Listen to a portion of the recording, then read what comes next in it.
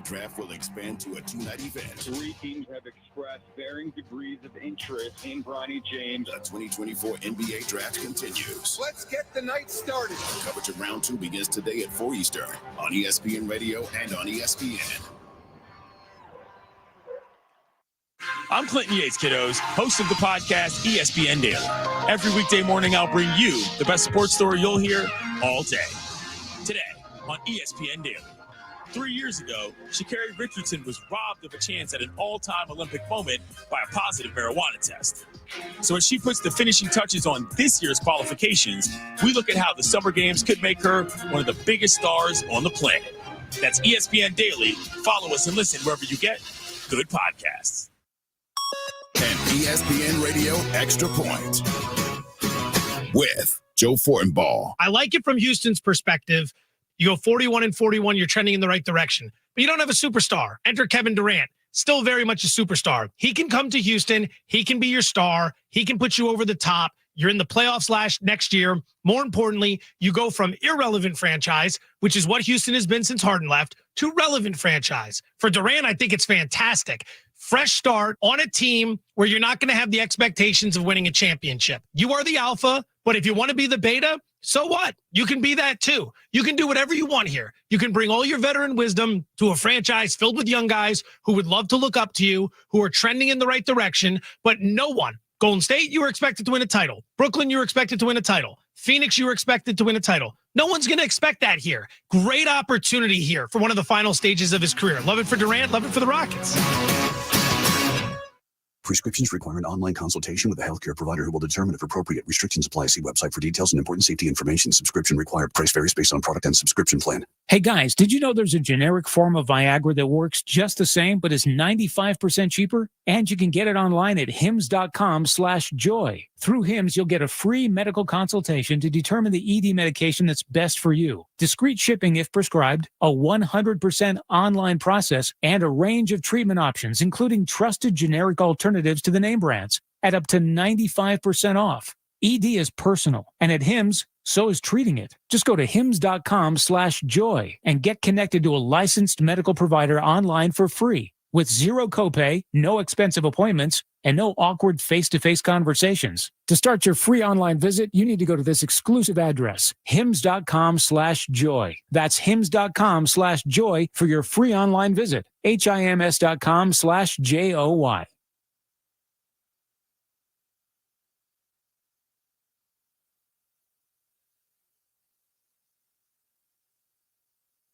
SportsStar.com, San Antonio's Sports Center. The San Antonio Spurs took UConn guard Stefon Castle as their first pick, the number 4 overall. Castle was the Big East Freshman of the Year and a national champion with UConn. The Spurs drafted Rob Dillingham at number 8, but very quickly traded him to the Minnesota Timberwolves. The Spurs continue tonight with 2 picks in the second round. I'm Rob Thompson, 94.1 San Antonio Sports Star.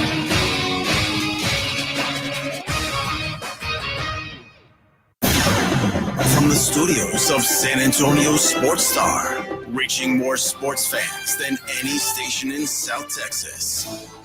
Welcome to the Morning Huddle with AJ Hoffman and Rob Thompson. This is 94.1 San Antonio Sports Star. Hello, friends. It's the Morning Huddle. It's AJ. It's Rob.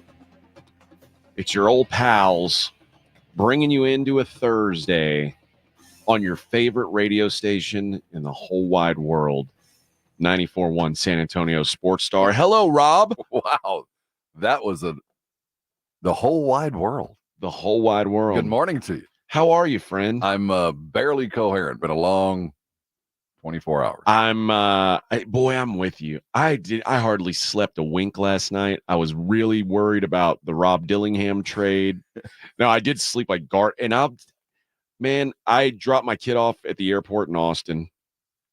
I made a mistake and stopped and had a couple beers. Where? Some place called Central Machine Works. It's like a small brewery there in Austin. And start heading back, and I was like, man, this is great. I'm making good time. On 35. Yep. Okay. And then I hit the spot right there by that Pluckers and like a little by the racetrack. And it not only like slowed down, it stopped. And at that point, it was like Waze, Waze. She's an evil bee. Said 20 minutes to my place. And I was like, okay. But it sticks at 20. And it just stayed at 20 for about 15 minutes. Like if you were to move right now, you would only be 20 minutes away. And I'm telling you, in 15 minutes, I didn't even go a mile. Yeah, I mean, it was like that. And finally, we started moving a little, and suddenly, but that thing that was like saying 16 minutes, it went 36 minutes. And I said, wait a minute here, friend. Was no traffic or just the way you were trying to get onto 1604 slow? So the ramp onto 1604 was closed. Well, okay, that sucks. And there is not but much you Waze can didn't do. know that. Yeah, I'm telling you, she is ill-informed. So She's I'm an evil bee. I left. went to Google Maps, which my wife says they're owned by the same company. So it's like but Google Maps said Judson Road, take this road, and then so I took the Judson exit. And then you're on Judson, and then you take a right onto Judson, right? Which I don't know. That's San you guys name your roads the same things over and over. We like the name, so we use them over. But that road went all the way to 1604, smooth sailing, and it went from the 36 minutes at that point, and I got home in about 15 minutes. That's when we're living good. Technology has saved us. Yeah, at that moment. But see, I left Waze. But I was the construction Waze can't keep up with it. I don't know why they can't. I blame the construction. There's too much construction, but it's Google not all Maps. Waze's fault. We got to start with the construction. No, I blame construction, but it appears that at least I don't have an Apple, so I don't know how the map there works. But Waze just doesn't seem to register when there's construction closures, even if there's no vehicle getting on the entrance ramp for hours. It still thinks that you're the one that's going to get on. Google Maps doesn't do that to me. For gotta whatever figure reason. this out, Waze. Got to figure it out. But I got home. I'm now an official bachelor. As my kid went home, and now I've just got to figure out what to do with myself for a while. Well, I'm not an official bachelor. My wife would be mad if I said that. But I am gonna I've got to remind myself to eat food and things like that. Bathing is not the hard part for me. Idle hands do the devil's work. So gotta pick up a hobby, maybe knitting. Maybe that's a good idea. Pottery. Maybe pottery. Maybe so. I don't know. Find your zen. Maybe painting. Might do something. My kid left. He's got a guitar that he left here. So maybe I'll just learn. I'll teach myself to play guitar. There you have it. I would be so excited to be your neighbor as you embark on this journey of learning how to play the electric guitar. I also saw a woman eat a hot dog off the airport ground yesterday. Is that like an art installation? Or no, just the woman in front of me in security dropped her hot dog on the ground. Went, oh no, picked it up, tried to put it back in the bag that it fell out of. It fell out again. And this is the worst part. It had already had a bite taken out of it. And if you've got, once you bite into something, now the insides of it are exposed to, and that part hits the ground, you can't bite it again. Well, there's not even a 1 second rule on anything wet. Yeah, once something's bitten into, it's you can't drop it. It's trash if you drop it in a public place. Even if it's wet, even if I haven't eaten it, I assume something stuck to it. Dry, there's a couple seconds. Now, you drop it on the floor at your house? Oh, that's different. That's different. But even wet at my house, I ain't eating it. Okay. If I'm dropping something wet, sticky, whatever, and it hits my ground, it's going in the trash of the dog. Huh? Well, the dog probably get to it before I could, but yeah. No, I ain't eating it. But this hot dog, it already had a bite out of it. She dropped it twice, and then she took a bite. And my son looked at me like, can you believe what we just saw? And I just looked at him and shook my head. No, that was vile. That was a $20 hot dog. Somebody kisses that woman on the mouth. Well, somebody ran out of money. That was it. They weren't going to eat for the rest of the day. That was $20 dog. I would have starved. I'll take it. I would have starved. But airport floors are normally pretty clean.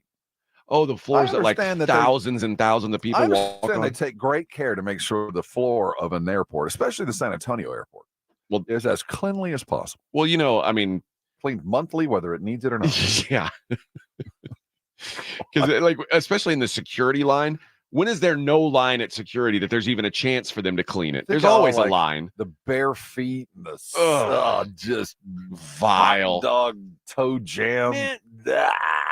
Well, and then I got out of it. The reason why I stopped at that brewery was I said, you know what? I'm going to go sit down. I'm going to watch some NBA draft. Watch a little bit of what the San Antonio Spurs do. And they did what I hoped they would do. I said, Dream World. I had a 1A and a 1B. They didn't take my 1A, but they took my 1B. I said, you know what? If they get one of those guys, I'm going to be excited. We didn't high five today. We thought about it, but we didn't. We looked at each other, and there was like an awkward, like I raised my hand, and you like raised your hand and waved, and I said, and I pulled back. Call that bro five, the distant five. I ain't high fiving anybody unless a touchdown or a buzzer beater has happened. I don't high five unless something huge has happened. I pulled back because I was like, I overcommitted is what happened. You turned. Did you come across? And did we get a ruling? Was it a true high five attempt or was it? It was. I crossed the plane. Didn't cross the plane. I did cross the plane. Did it come over? If it did, and then Rob you got ghosted on the high five. If you came past vertical, and then Rob turned into a fist, and then I saw his fist, and I pulled back, and then I tried to turn to a fist, and Rob just grabbed my fist with his hand, and like we just touched tummies. We went to the splashdown. Yeah, that's what happened. And then their second pick. This is so typical of the Spurs. This is so typical. Yeah, you know what? You got a meal, but it was awfully healthy. Left you with just a little bit wanting more. Yeah. I mean, they did the right thing. I cannot wait to. I wonder if we won't. But the Spurs were angling for something that didn't happen. Okay, that's my guess. I don't know what that thing was. They thought that a guy was going to be available at 8 that wasn't. Oh yeah, I think that was exactly it. And whoever that guy was, I mean, I have my suspicions. They didn't like it, and they didn't think $7 million was enough, or too. They felt $7 million was too much to spend on anybody else there. They just didn't want to do it. But I do think, as we search for the North Star, I'm not sure we got that. I don't know. We didn't get defined at what Wemby is. I do know that if they were going to combine him with a mobile big that could shoot and move around like Klingon, that's not going to happen. So I don't think so. They had the opportunity to do that, and they chose not to. Yep. Now, there's other ways to do this with big kind of less mobile posts, and there's a bunch of those still hanging around. That Kyle Filipowski, a big name that's still hanging around. UCLA kid, that's a good big man that could be appropriate. I thought the Baylor guy might be around. He's gone. So that's there. There's still some guards out there, but I get the sense that those 2 draft picks that they picked up, they're not going to make it out of the summer. I think they decided they're looking for a player. I think they're going to get a guy that they really loved, or they're going to go get something they know exactly what they're getting. I knew when they took Dillingham that it was a weird Spurs selection. Of all that were available to be Dillingham, it did feel odd. And the reason why I say that is because Rob Dillingham might be a really good player, but Rob Dillingham is maybe of everybody who went in the first round yesterday. And this is me saying this as someone who I don't know much about these Euros, but he might be the worst defensive player that was available in the draft. Like that was like actually had his name in the draft to be drafted. He might have been the worst defender. Well, at least efficiency on his team. I think I believe anybody can play defense if they want. Well, okay. Well, he's also undersized. Yeah, that's the problem. So if you're undersized and you're not an effort defender, you're not going to be a good defender. Like you either have to be Jamal Shed undersized and your motor just makes up for it. He was in the bottom percentile in college basketball. If you'd have told me, despite all that, we're drafting Dillingham and he's going to be a Spur, I don't think anybody would have been upset. No, he's got some drip. He's a bucket for sure. Yes, it didn't feel like a Spurs pick, is what I was saying. So it didn't. But I don't think anybody when they said Dillingham went rats. I know there's some other people that people might have wanted, but that wouldn't have been a catastrophic Ron Holland draft. Nobody would have went, what? So when it did go down and we saw the move, I felt like, well, the Spurs are playing the long game. They're pushing the money in. We're out. And I think that'll be a little bit more interesting with these 2 picks because there's a little bit of talent there. I mean, there's somebody out there that can play and start for the Spurs. That's still sitting out there. I don't know who it is, but It's probably not someone who will start this year. No one's going to start this year. But the thought was, my thought was, and you asked me this yesterday, would I be okay with 2 rookies starting this season for the Spurs? And I was like, in the right situation, I would have been. Like, if they'd taken Castle and Connect, I would have said, yeah, I'll take that. But now that's out of the question. Like, whoever they get in the second round today is not going to be a starter next year, but they should be able to help.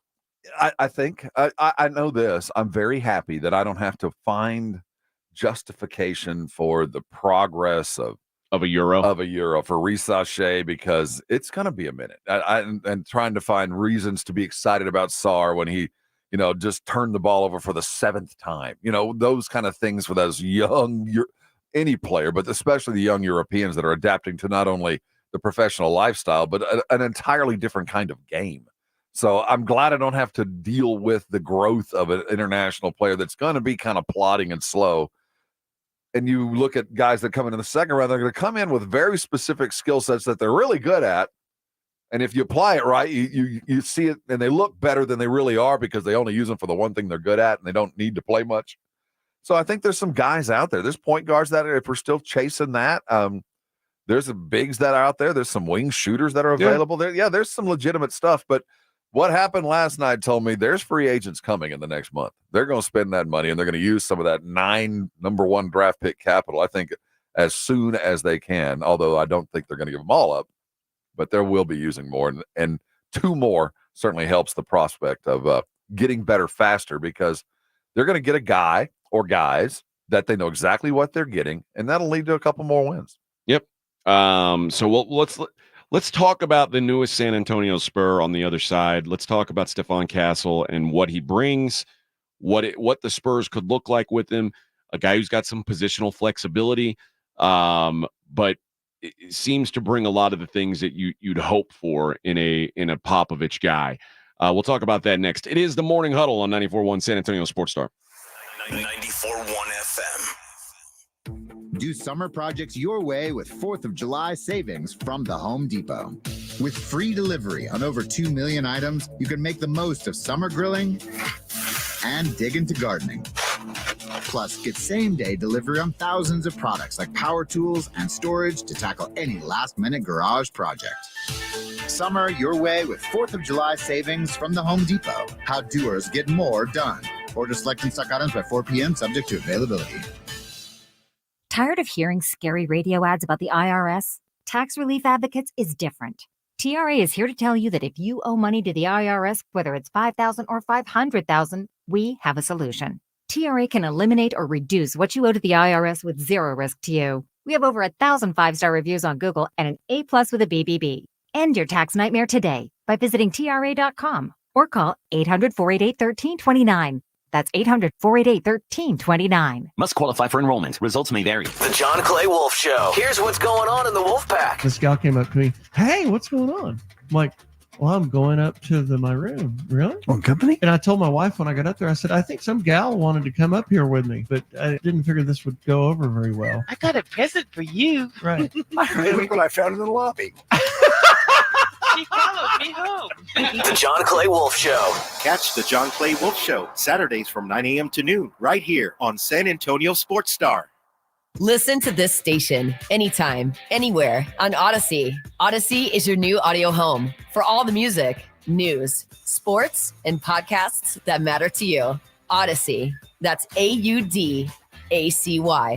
With a true Vegas feel, the Big Blind is the premier poker room in San Antonio, featuring an upscale environment catering to players from all abilities. From high-octane tournaments or lively cash games, the Big Blind has a game for everyone, including blackjack tournaments. From the owners of the Roo Pub and the Angry Elephant, the Big Blind is locally owned and operated, offering daily cash games to daily, weekly, and monthly tournaments. Learn more online at thebigblindsa.com. The Big Blind at 281 and Redland Road. Attention all race fans, the moment you've been waiting for is finally here. Live quarter horse racing kicks off tomorrow at Retama Park. Gates open at 5:30 p.m., so come early and get ready for an unforgettable evening of high-speed action. Retama Park in Selma. We'll see you at the races. bracelet? That's right. Diamonds Direct is expanding upon their best offer yet. Make any purchase this month and receive a free diamond tennis bracelet valued at $2,000. That's right. Any engagement ring, any diamond necklace, any timepiece. Purchase any item valued at $10,000 or more and receive a stunning diamond tennis bracelet at no extra cost. Every purchase of $10,000 or more qualifies. So hurry into Diamonds Direct. Your chance to get a free tennis bracelet ends June 30th. Details at diamondsdirect.com. Gomez Law Firm has been taking care of the people of San Antonio for almost 50 years, the leader in personal injury law. Jose, tell us a little bit more about what you do. We do ride-sharing cases, 18-wheeler cases. Obviously, we've done those for very many years. Work injuries. We will be happy to take a look at and see if we can help. If you have been injured in an accident or hit by a company vehicle, then you need to visit joegomezlaw.com. We've been around for almost 50 years, and we're not going anywhere. Call the Gomez Law Firm at 736-4040.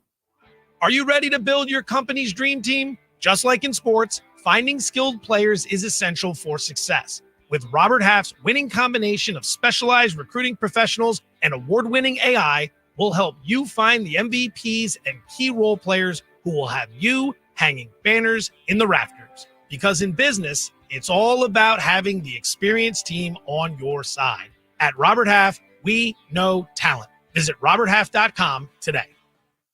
If you love to travel, Capital One has a rewards credit card that's perfect for you.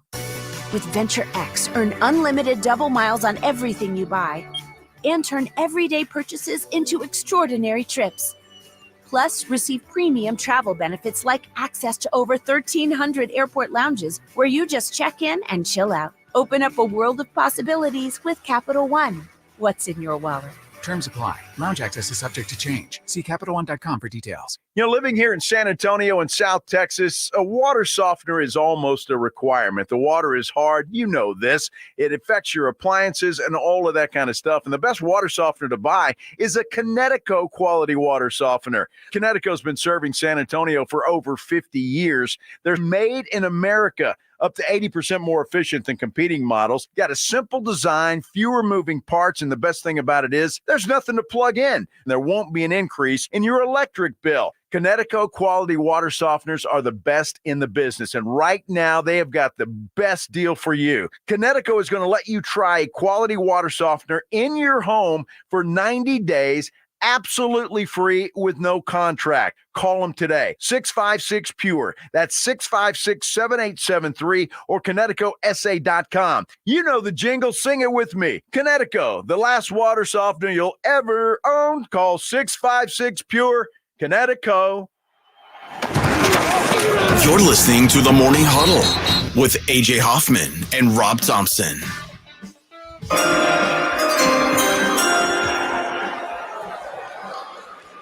With the fourth pick in the 2024 NBA Draft, the San Antonio Spurs select Stefon Castle from the University of Connecticut.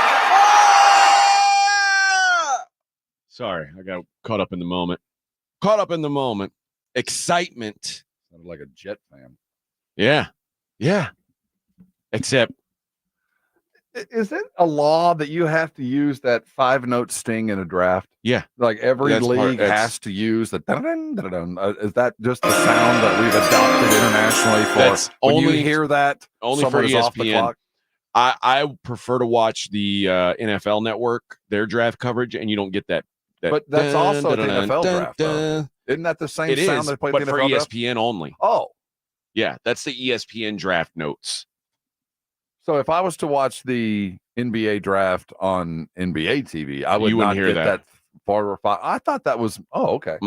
You thought that played over like the speakers? I thought at the the NBA draft? was like, it was mandated by the sports judges. Yeah, whoever those guys, the illiterati, those guys that run the world, that just told us you have to use this. The in any articles. Do you imagine them being like you remember that movie 300 where Leonidas has to go up to the top of the mountain and talk to all those old disgusting people? Thou shalt use the 5-note sting on all drafts. Use those notes. He's like, I don't like those notes. Do what we say. And that big gold-covered king, that weird one. We don't judge up here at the Oracle. I don't know how he managed to be so mean. Bunch of old inbred sports fans who make you do the same thing over and over. And we shall also demand that Detroit shall suck forever. Thou shalt you'll never be good. Short non-shooting guards from here on out. Anyway, the oracles did speak. And they spoke and said, "This you shall take Stefon Castle." And don't you like it when it just worked? This was a guy the Spurs needed. He wanted to be a Spur, and we didn't do anything stupid and let him be a Spur. We drafted a guy that's he's going to be a day one starter. He will be part of this team for as long as he wants to be. I feel like this guy is going to be a lifelong Spur. He just feels like this is a fit. He is a multi-positional defender, which is, and the guy that I kind of in a dream world that I think he can be is Drew Holiday. And you see that he made an impact, on the Celtics this year on a title team, but he is just a superior perimeter defender who can handle, I think he can handle anywhere 1 through 3 defensively, can probably play anywhere 1 through 3 offensively.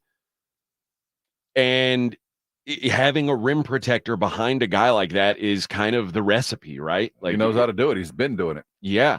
So I like it a lot. Do I wish he could shoot? Yeah. He's not a good shooter, but that's the thing, man. Like you said this a couple times over this process. It's if you're going to play in college, you got to do 2 things well. If you're going to play in the NBA, you got to do 3 things well. Stefon Castle does almost everything really well, except shoot from outside. It's not that he can't get inside and create. And I think that, and I also don't know that shooting is something that he'll never be able to do. I just know he's not a good shooter now, but he's 6'6". He is great with the ball in his hands. He was great without the ball in his hands at UConn. Like, he can do a little bit of everything. And it feels like a good fit with Wemby as a guy who I still look at, although I don't know the Spurs do, as a guy who's got some flexibility positionally himself. Like, it's both of those guys are very modern NBA players. They're guys who can do more than one thing, play more than one position. And that, like, if you can have a handful of those guys, I think that's awesome in today's NBA. So, like, if I say what position does Jaylen Brown play, it's kind of hard to pin down. Like, it's hard. Like, you could say he's a 2, but it doesn't always feel that way. Jason Tatum's kind of the same way. You don't have to. It's not as simple as you're either a 1 or a 2 or a 3 or a 4 or a 5. It's can you be on the floor with this combination of players? He's going to be an NBA lifer. We know what he can do off the court or on the court. He's an NBA ready guy. He comes from good stock out of a Georgia program that produces pros. Most important to me is he's coming out of a Hurley system where he is accustomed to being coached extraordinarily hard and held to a standard that he's going to be held to in San Antonio. I think Pop and the Hurley family approach basketball in very much the same way. So he's going to be willing and able to take the coaching that he's going to get. I don't think that will ever be – I don't think he's looking for bright lights in big city. I don't think he's desperate for that kind of thing. It just feels like a natural fit. He's going to ease in and be a Spur. It's the beginning of a good process. I don't feel satisfied. I felt like I had a pretty decent meal. I wasn't full. I felt like there was some more to be had. I'm not mad. I'm interested to see what happens today. But I think the process that we thought would be a little bit further down the road today, it took a weird turn when somebody, I think it was that 4th French kid, that third, what is it, Siljan. I'm just, my gut tells me they wanted to get him at 8. And they felt like that's the only one that we're willing to spend any money and invest 3 years and capital and all that in. And if that was him and he was gone, when Charlotte decided to go that direction, the Spurs just ripcorded. We'll use that pick. Minnesota was gracious enough to offer picks for, a decade from now, but they gave some stock that can be turned. I think there's one more free agent going to land. I think what's going to happen is by not drafting at 8, the Spurs will actually be a bit better this year because that spot will be taken by someone who's more NBA guy ready. That's already NBA. Yeah. That's in the league right now. We got an extra $7 million this year to pay for that guy. And I think that adds another 2 or 3 wins for those that were chasing the playoffs now, I think we're a step closer because they didn't draft at 8. That's interesting. I'm not I was torn on this one because I like the idea of speeding up the timeline, but this clearly kind of pushes the timeline down the road a little bit because you're continuing to stockpile draft picks, but you may use those draft picks to get a player for now. I'll be shocked if those 2 T-Wolves picks make it through the summer. I'll just be shocked. 2030 and a pick swap in 2030, or is it reverse? A pick swap in 30 and their pick in 31. It's like, that's monopoly money. Like, well, Edwin said, it's not real. They're 11 years old. The guy that they're going to draft with those picks, whoever one they're eventually used, is currently 11. Danny Hurley, you mentioned him. He has something to say about Castle and how he's going to fit here with the Spurs. Yeah, well, he played like our first McDonald's, man. This guy, when you look at fit right there, the Spurs value winning, they value workers, they value championships. And this is just the perfect player for them to draft. For what they do with that organization, this guy's just scratching the surface. I'm sure Danny Hurley's going to say nice things about all his players, but I think I guess when you've got a guy who just won a national championship, it's easy to say it about that. Remember, Stefon Castle wasn't on the first Connecticut title team, like the first of these two. He was a freshman this year. Yeah, he was in Norcross. And he went from, to go onto that team, and really he and Donovan Clingan, who was a backup on the first title team, were asked to be the guys on this team.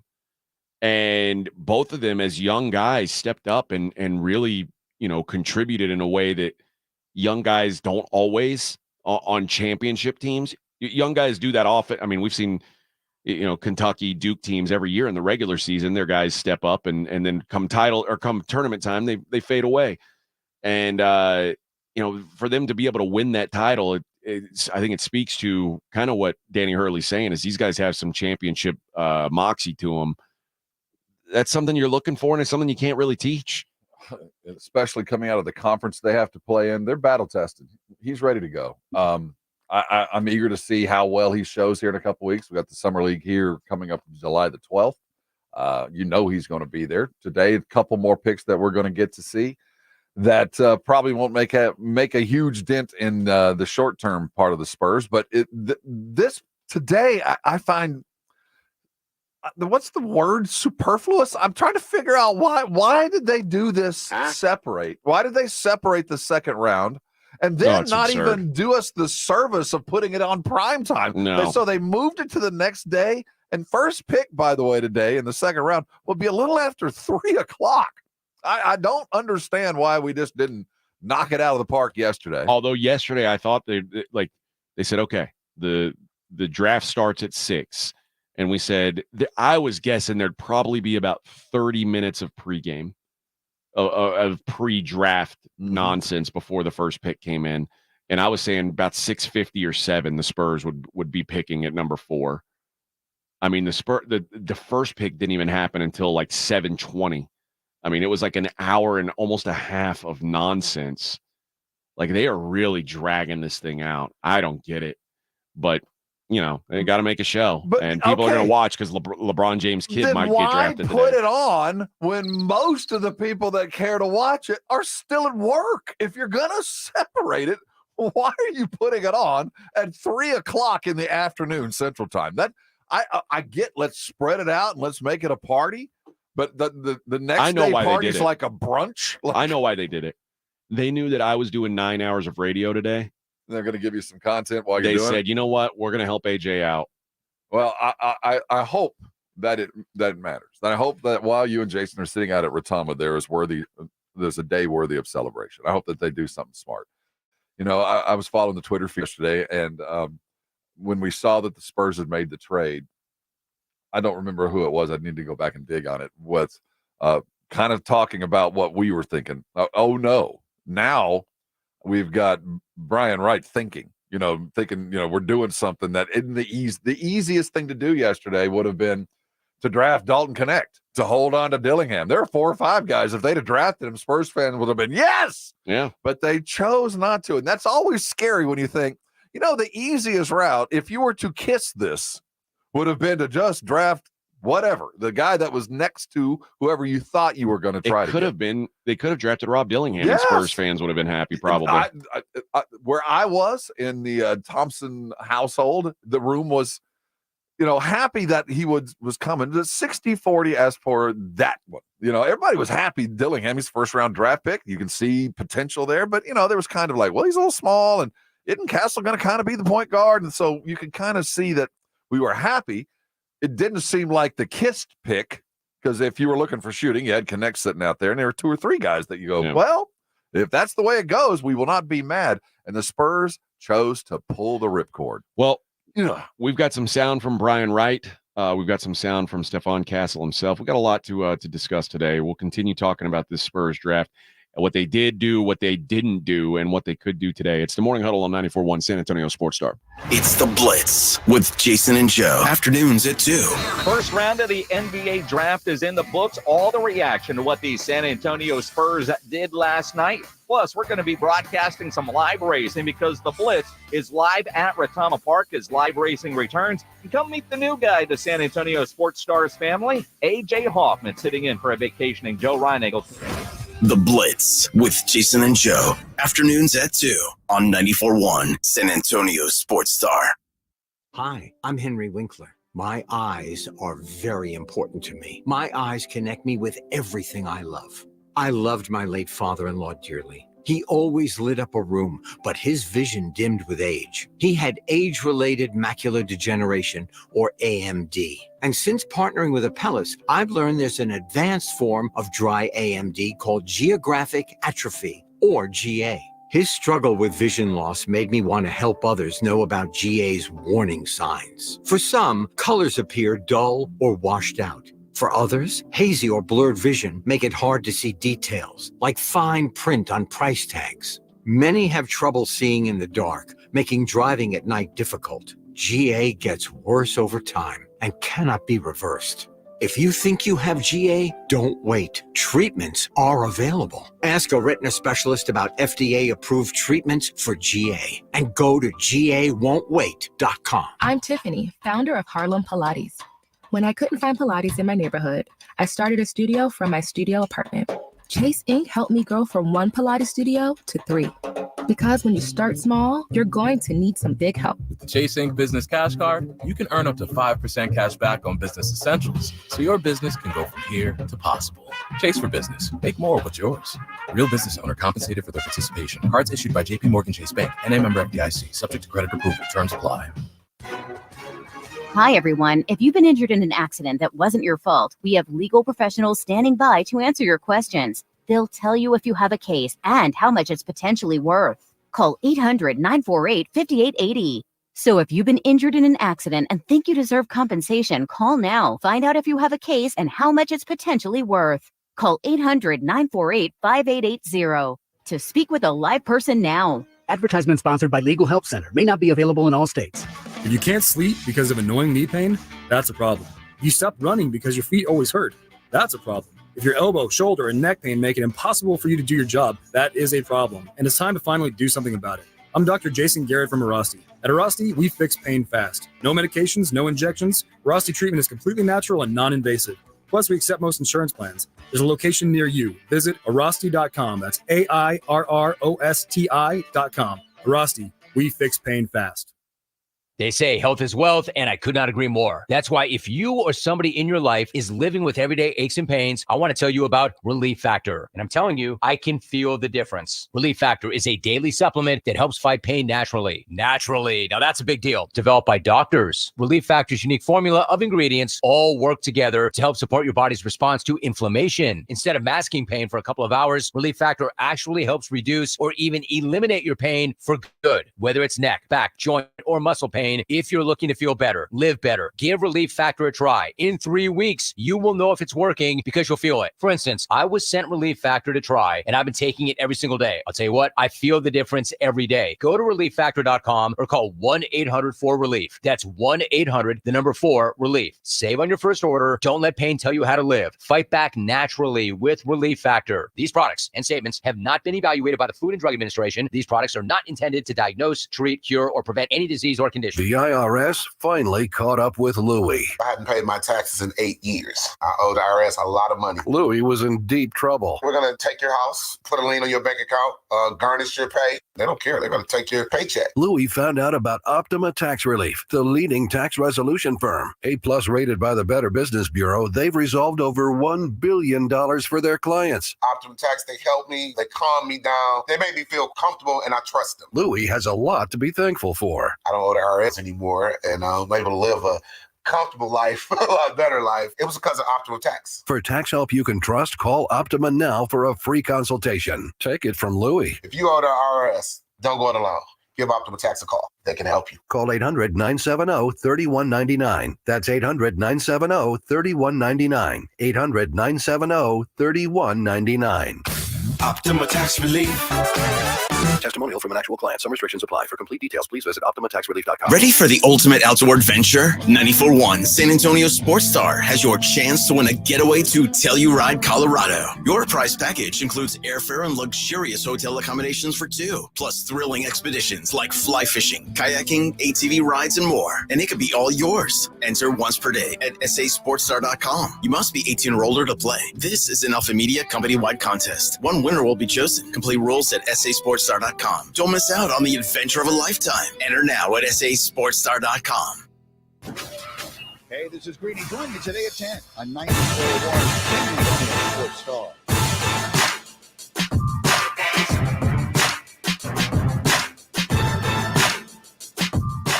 Bum, bum, bum, bum, bum.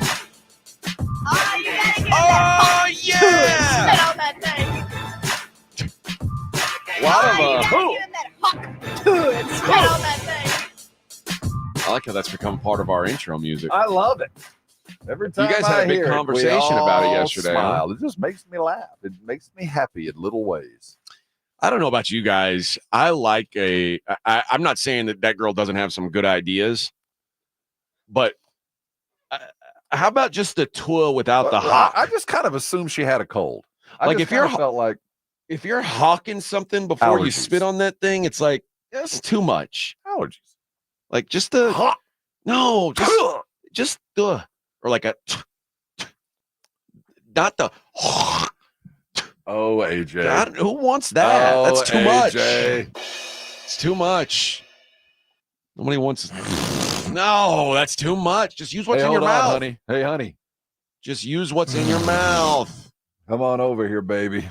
Yeah, I don't need to see your. I don't need to involve your sinus congestion in our sex life. Sorry, baby. I'm a little stuffed. Oh, baby.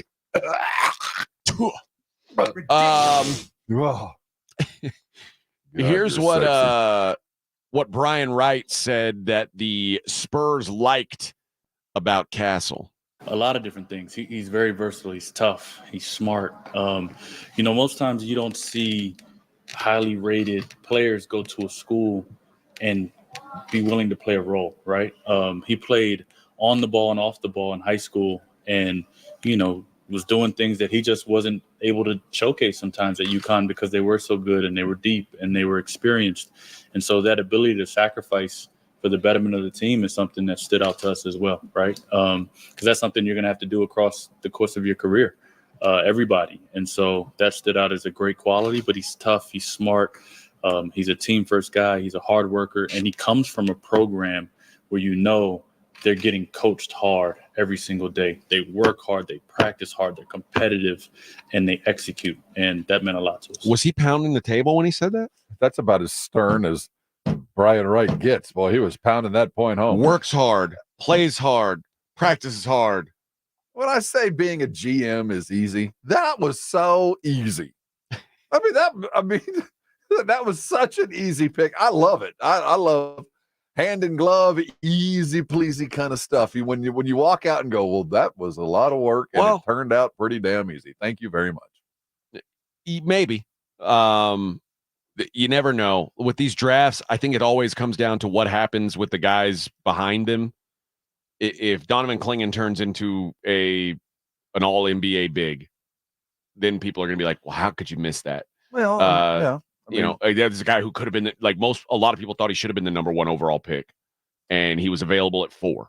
Well, the good news is if that was to happen, the cover would be, I wasn't the only one who didn't see it. Yeah, that's true. I mean, that's there true. were 7 of us. There's 4 or 5 others that felt the same way. It's the Steph Curry argument. If Steph Curry was so great, well, how come we got him where we got him? Most of us didn't see it. And, I don't think GMs get in trouble for letting talent slide by. What they get in trouble for is reaching for talent and pulling it up.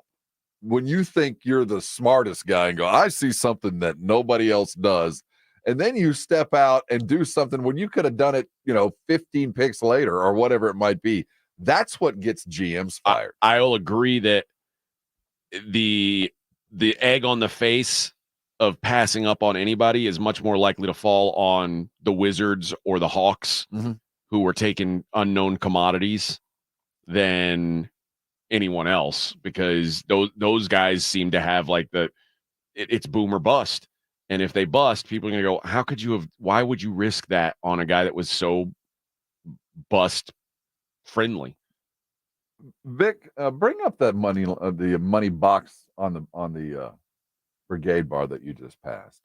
This was such a topic yesterday that we were trying to divine, where are we with Wemby, and we'll know by the draft picks what we think about Pop and the plan for Wemby's, in-game play. And Money Paradox on the Brigade bar says, is Wemby a big or not? That's where we need to start and see if that's a good draft or not. Valuable point. So we thought we would know by the draft picks that is Wemby in his brain and in the plan going to be a big 4 with some small 3 tendencies? Is he going to be a small 3, or is he just going to play in the paint as any God-fearing 7'5" guy should do? Well, I think by the lack of a Clingan pick, by the lack of any other big that might have been available to them, we saw Edie went higher than expected. They have decided that they don't want a mobile, active big next to him. They might want a they think he is the refrigerator. big. Yeah, they might want a refrigerator at 5. They might want a dude that's never leaving the paint that you can find in the second round or find as a free agent.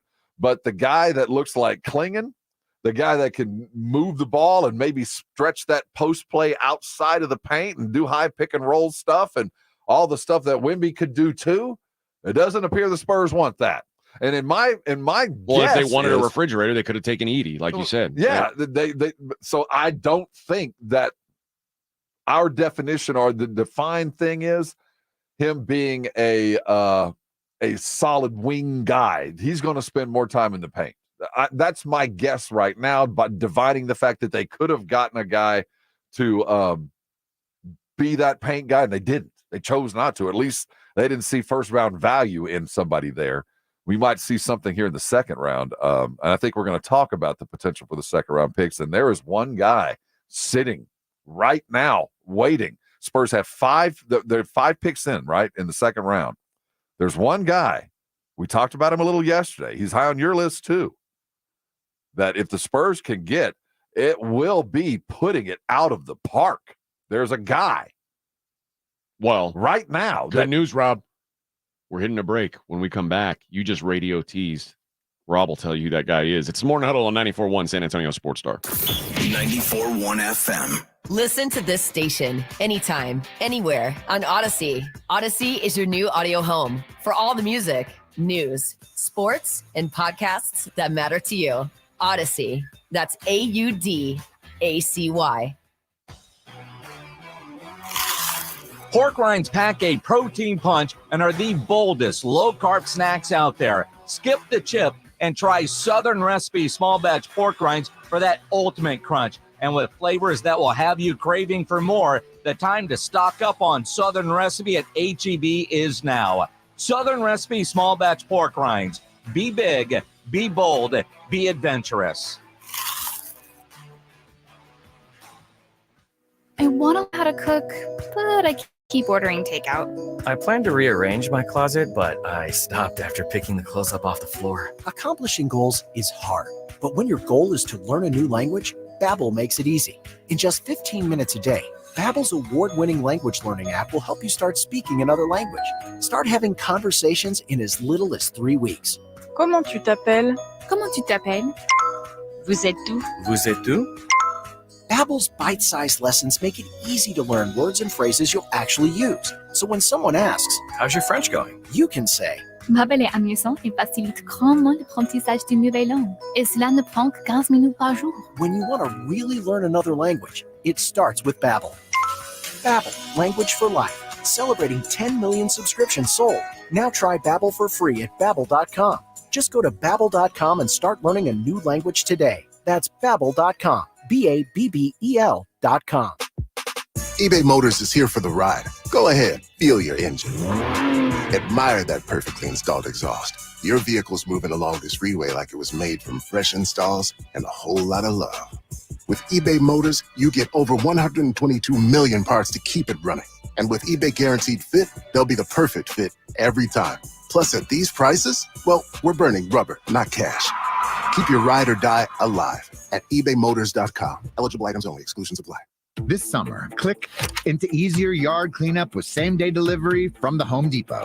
Click into clearing overgrown grass or weeds with effortless gas-like power. And click into the convenience of a battery platform compatible with over 250 tools with the Milwaukee M18 fuel trimmer, now for just $199. Click into power with 4th of July savings now at the Home Depot. How doers get more done.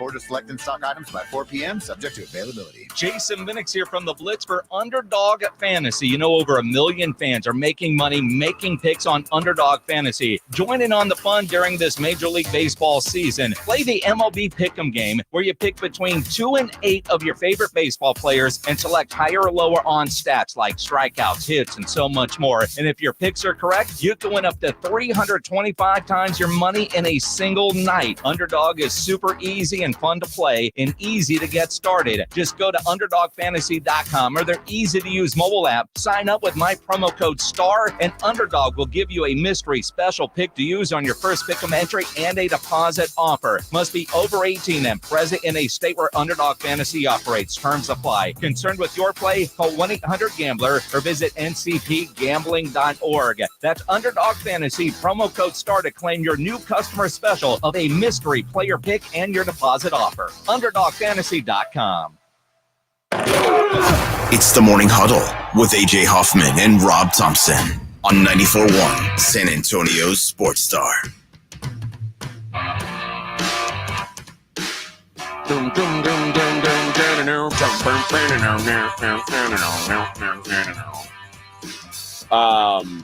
Rob teased before we went to break a guy who could maybe help the old Spurs today. The Spurs have the 5th pick in the draft, 2nd round, which can you hear it on our on the AM? Can we hear that today? Do we have it? I'm doing research. Okay. I don't know. No, you will not. You will be catching our. They will not be there. They will be the Rangers broadcast will begin. You know what? Then at 5 o'clock. Here's what I'm going to tell you guys.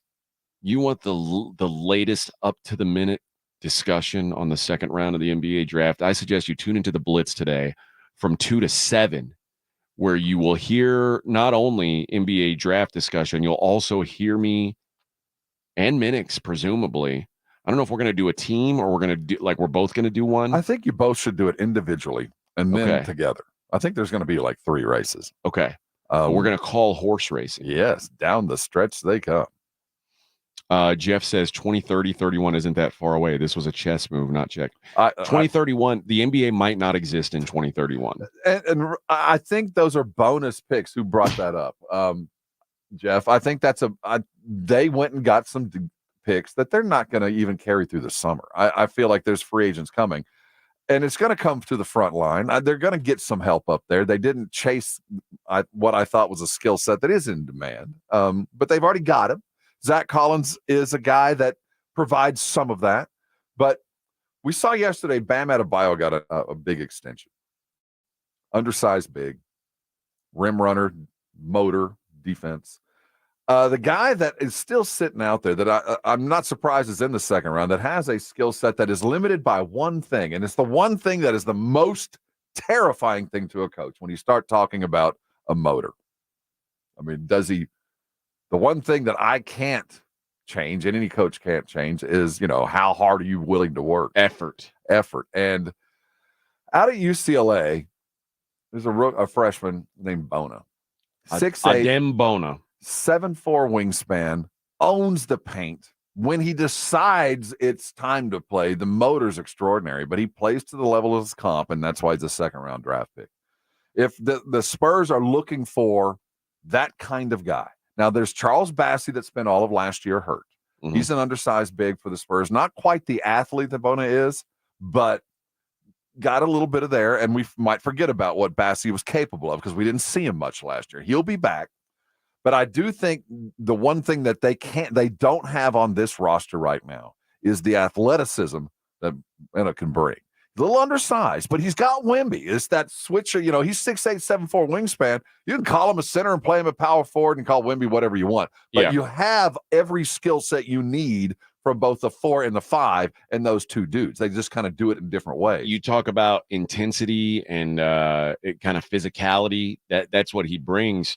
I like him, man. And I think he's going to be there. He's a finisher. He's a lob finisher. He's a guy who's going to finish at the rim. The problem with him is he's not the rebounder that his body makes you think he should be. And he is kind of a walking foul out, which sins of commission I'll take. If they're lazy fouls, that's a problem. If they're it's motor fouls. Like he's sometimes too active. You know what? I can fix that. No, and the thing that almost is as important to me as anything else is he's not going to need the ball at all. No, he's not going to demand it. He knows the only way he eats is if he goes and gets it. Yeah, you run towards the rim, and we might throw it up for you, and otherwise just I feel like he's a guy that could help. The point guard, if we're still looking for the truest point guard in the whole draft, Kolek from Marquette is still sitting there. And we're talking about by the numbers. By the numbers last year, he was the best point guard in college basketball. So he's going to be sitting out there. 5 picks in. Now teams are drafting for their specific needs. Best athlete available no longer applies in the second round. You're either getting a project that you have no idea what you're going to do with, or you're getting a guy who you know exactly what you're going to do with. Do you need a backup point guard? Do you need Bona's not a starting player, and he's not going to be in your starting 5. He's going to spend time in Austin, but they're there. Yeah. I think a guy who's very interesting today could be Justin Edwards, who, coming into this cycle, Justin Edwards was looked at as one of the best 5 players in the draft for this year, and he didn't have a good year at Kentucky, so his stock dropped. But anybody who was once considered like the mega recruit, I always think, man, there's some upside there that if they could coach him right, you never know. We're going to continue talking about the draft. Continue to talk about today and yesterday. More from Brian Wright on the other side. Morning Huddle 94.1, San Antonio Sports Star. This is the Morning Huddle with AJ Hoffman and Rob Thompson. KTFM Floresville. The John Clay Wolf Show. Here's what's going on in the Wolf Pack. I'm riding my motorcycle and I come across an animal in the woods and my heart skipped a beat. I was like, what in the hell am I looking at? Is it Bigfoot? And it was a llama. What? There's this llama in the middle of the woods. Scared the hell out of me. Why you saw that? Why? because it was white people doing white people things. The John Clay Wolf Show. Catch the John Clay Wolf Show Saturdays from 9 a.m. to noon right here on San Antonio Sports Star. Tired of hearing scary radio ads about the IRS? Tax Relief Advocates is different. TRA is here to tell you that if you owe money to the IRS, whether it's $5,000 or $500,000, we have a solution. TRA can eliminate or reduce what you owe to the IRS with zero risk to you. We have over 1,000 5-star reviews on Google and an A+ with a BBB. End your tax nightmare today by visiting TRA.com or call 800-583-6580. That's 800-583-6580.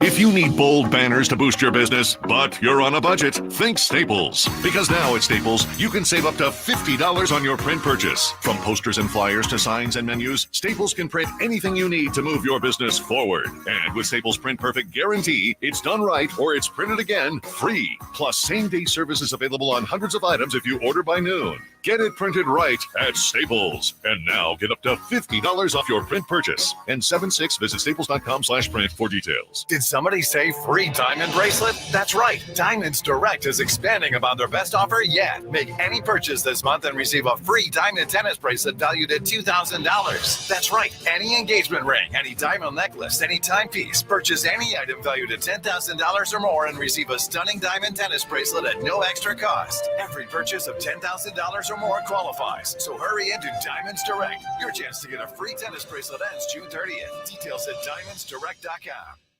Before you fire up that grill, make sure you get into Tri-County Meat Market. Hi, Jason Minix here. Tri-County Meat Market has everything you need. If you're thinking steaks, you want some chicken, some poppers, beef ribs, pork ribs, brisket, picanha, tri-tip. They've got it all at Tri-County Meat Market. Take advantage of their Pick 5 for $25, and Tri-County always offers a 10% discount for military and first responders. Tri-County Meat Market, 2 locations on Ralph Fair Road and on Heavener, or online at tricountymeat.com. Guys, did you know your testosterone affects everything in your system, including how you feel and perform every day? Right now, Revive Men's Health San Antonio will check your testosterone for free. Knowing your T levels is the first step in understanding if you have low T. Your testosterone level impacts your energy, libido, sleep, weight, hair loss, mood, and even ED. Maintaining an appropriate T level can change your whole life. Most men start to see changes in their hormone levels in their 30s. Experience and results matter. So what are you waiting for? Get your T levels checked today by local, experienced, and trusted men's health experts. They've helped thousands of men since 2011. They're so confident they can help you, they even guarantee it. Call Revive today and schedule your free testosterone test, free exam, and free consultation. Call Revive Men's Health at 210-615-7777. That's 210-615-7777. Or visit revivemenshealth.com. San Antonio's favorite shoe store, WSS, is inviting all Dallas Cowboys fans this Saturday to meet Dallas Cowboys star Eric Kendricks. That's right, Eric Kendricks will be at the WSS on Walsham Road, just off I-35 in Windcrest, plus raffles, prizes, games, music, and much more. Don't miss this exciting event. The meet and greet with Eric Kendricks starts at 10 a.m. this Saturday at the WSS Shoe Store on Walsham Road off I-35 in Windcrest. WSS, your neighborhood, your style. San Antonio Sports Star. San Antonio Sports Center. The San Antonio Spurs took UConn guard Stefon Castle as their first pick, the number 4 overall. Castle was the Big East Freshman of the Year and a national champion with UConn. The Spurs drafted Rob Dillingham at number 8, but very quickly traded him to the Minnesota Timberwolves. The Spurs continue tonight with 2 picks in the second round. I'm Rob Thompson, 94.1 San Antonio Sports Star.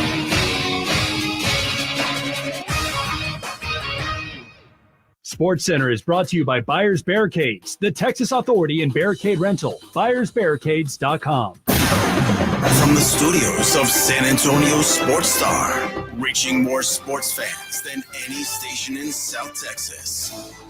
Welcome to the Morning Huddle with AJ Hoffman and Rob Thompson. This is 94.1 San Antonio Sports Star. The Morning Huddle on 94.1 San Antonio Sports Star. AJ and Rob and AJ. Moaning.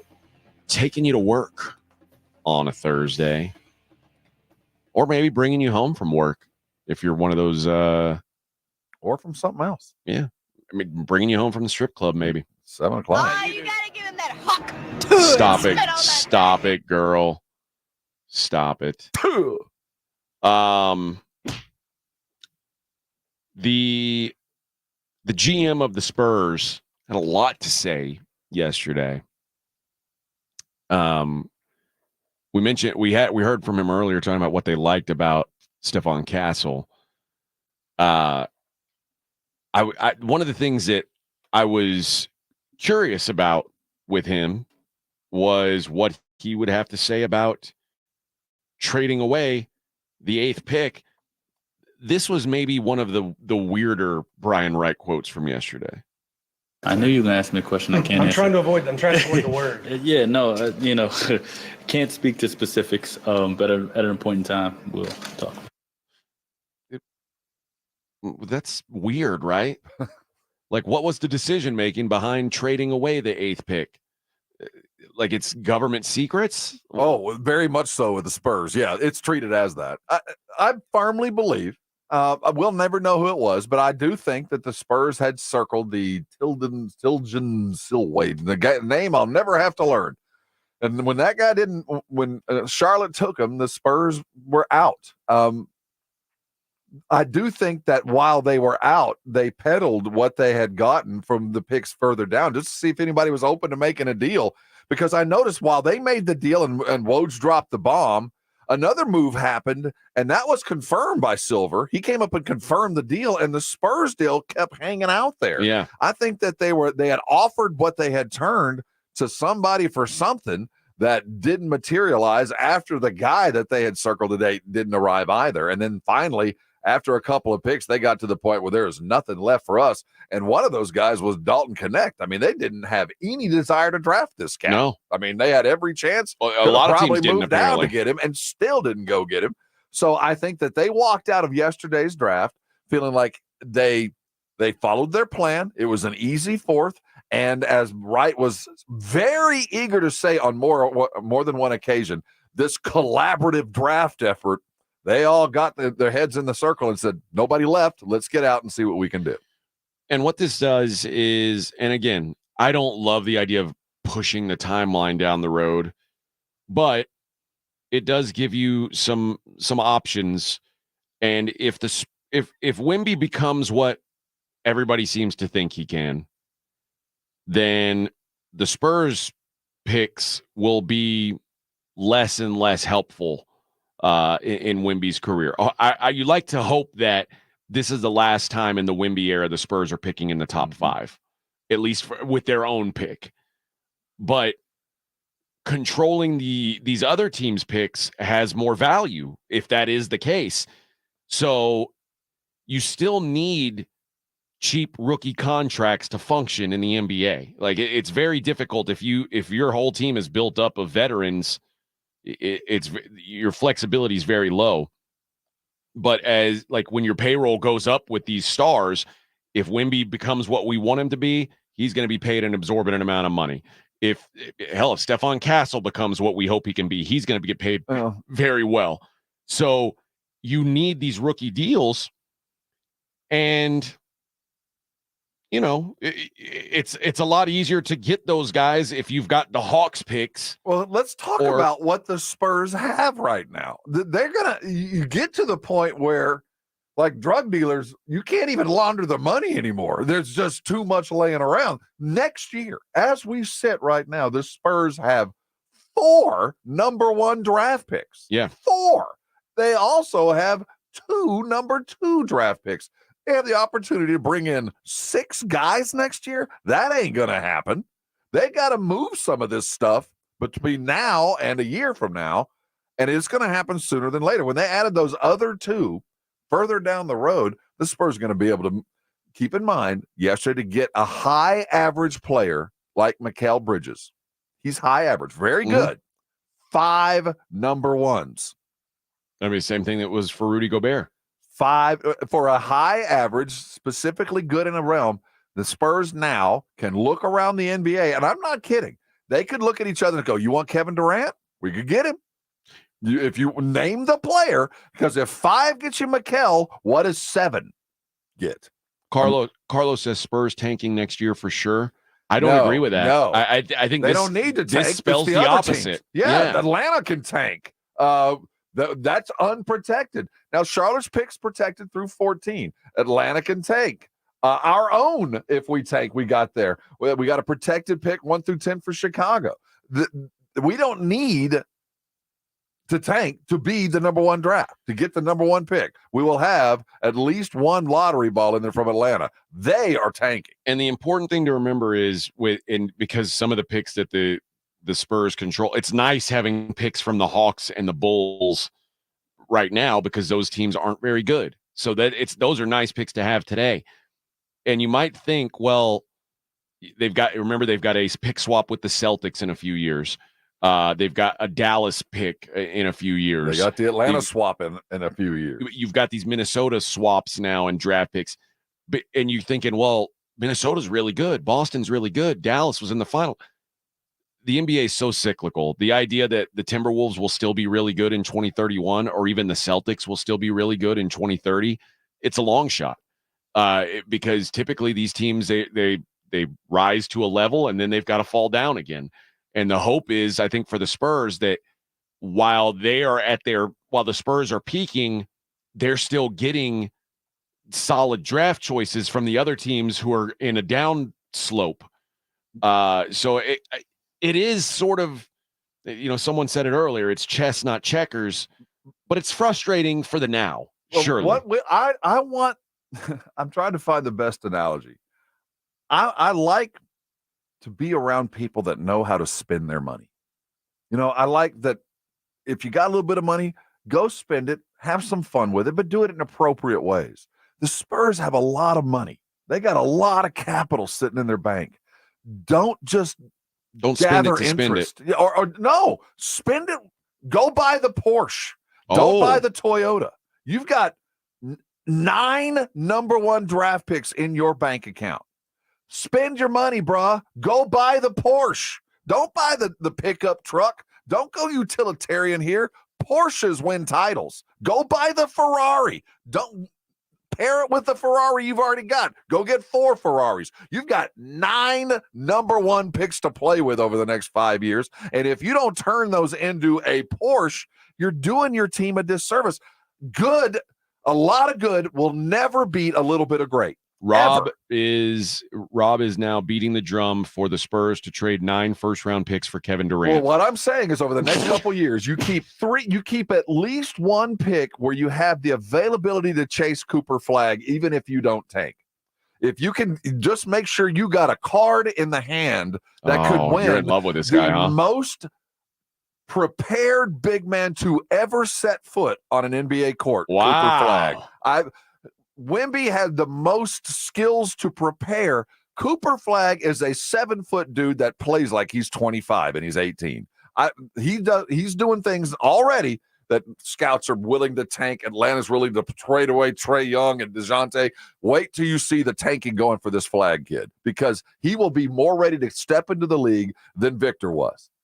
He's already there, and he's already 7 feet with a 50-pound weight advantage and a skill set far beyond where Victor is already. So the Spurs will have the ability to just hang in that battle and still go play in the playoffs. That's the situation they find themselves. But buy the Ferrari. Don't put it in the bank and buy a pickup. Now you've got the capital. Go do it. Someone said that Spurs are trading for Trey Young. I hope that's not the case. I think Trey Young is fake good at basketball. I think like Trey Young does some things that are like when you look at box scores, Trey Young is good.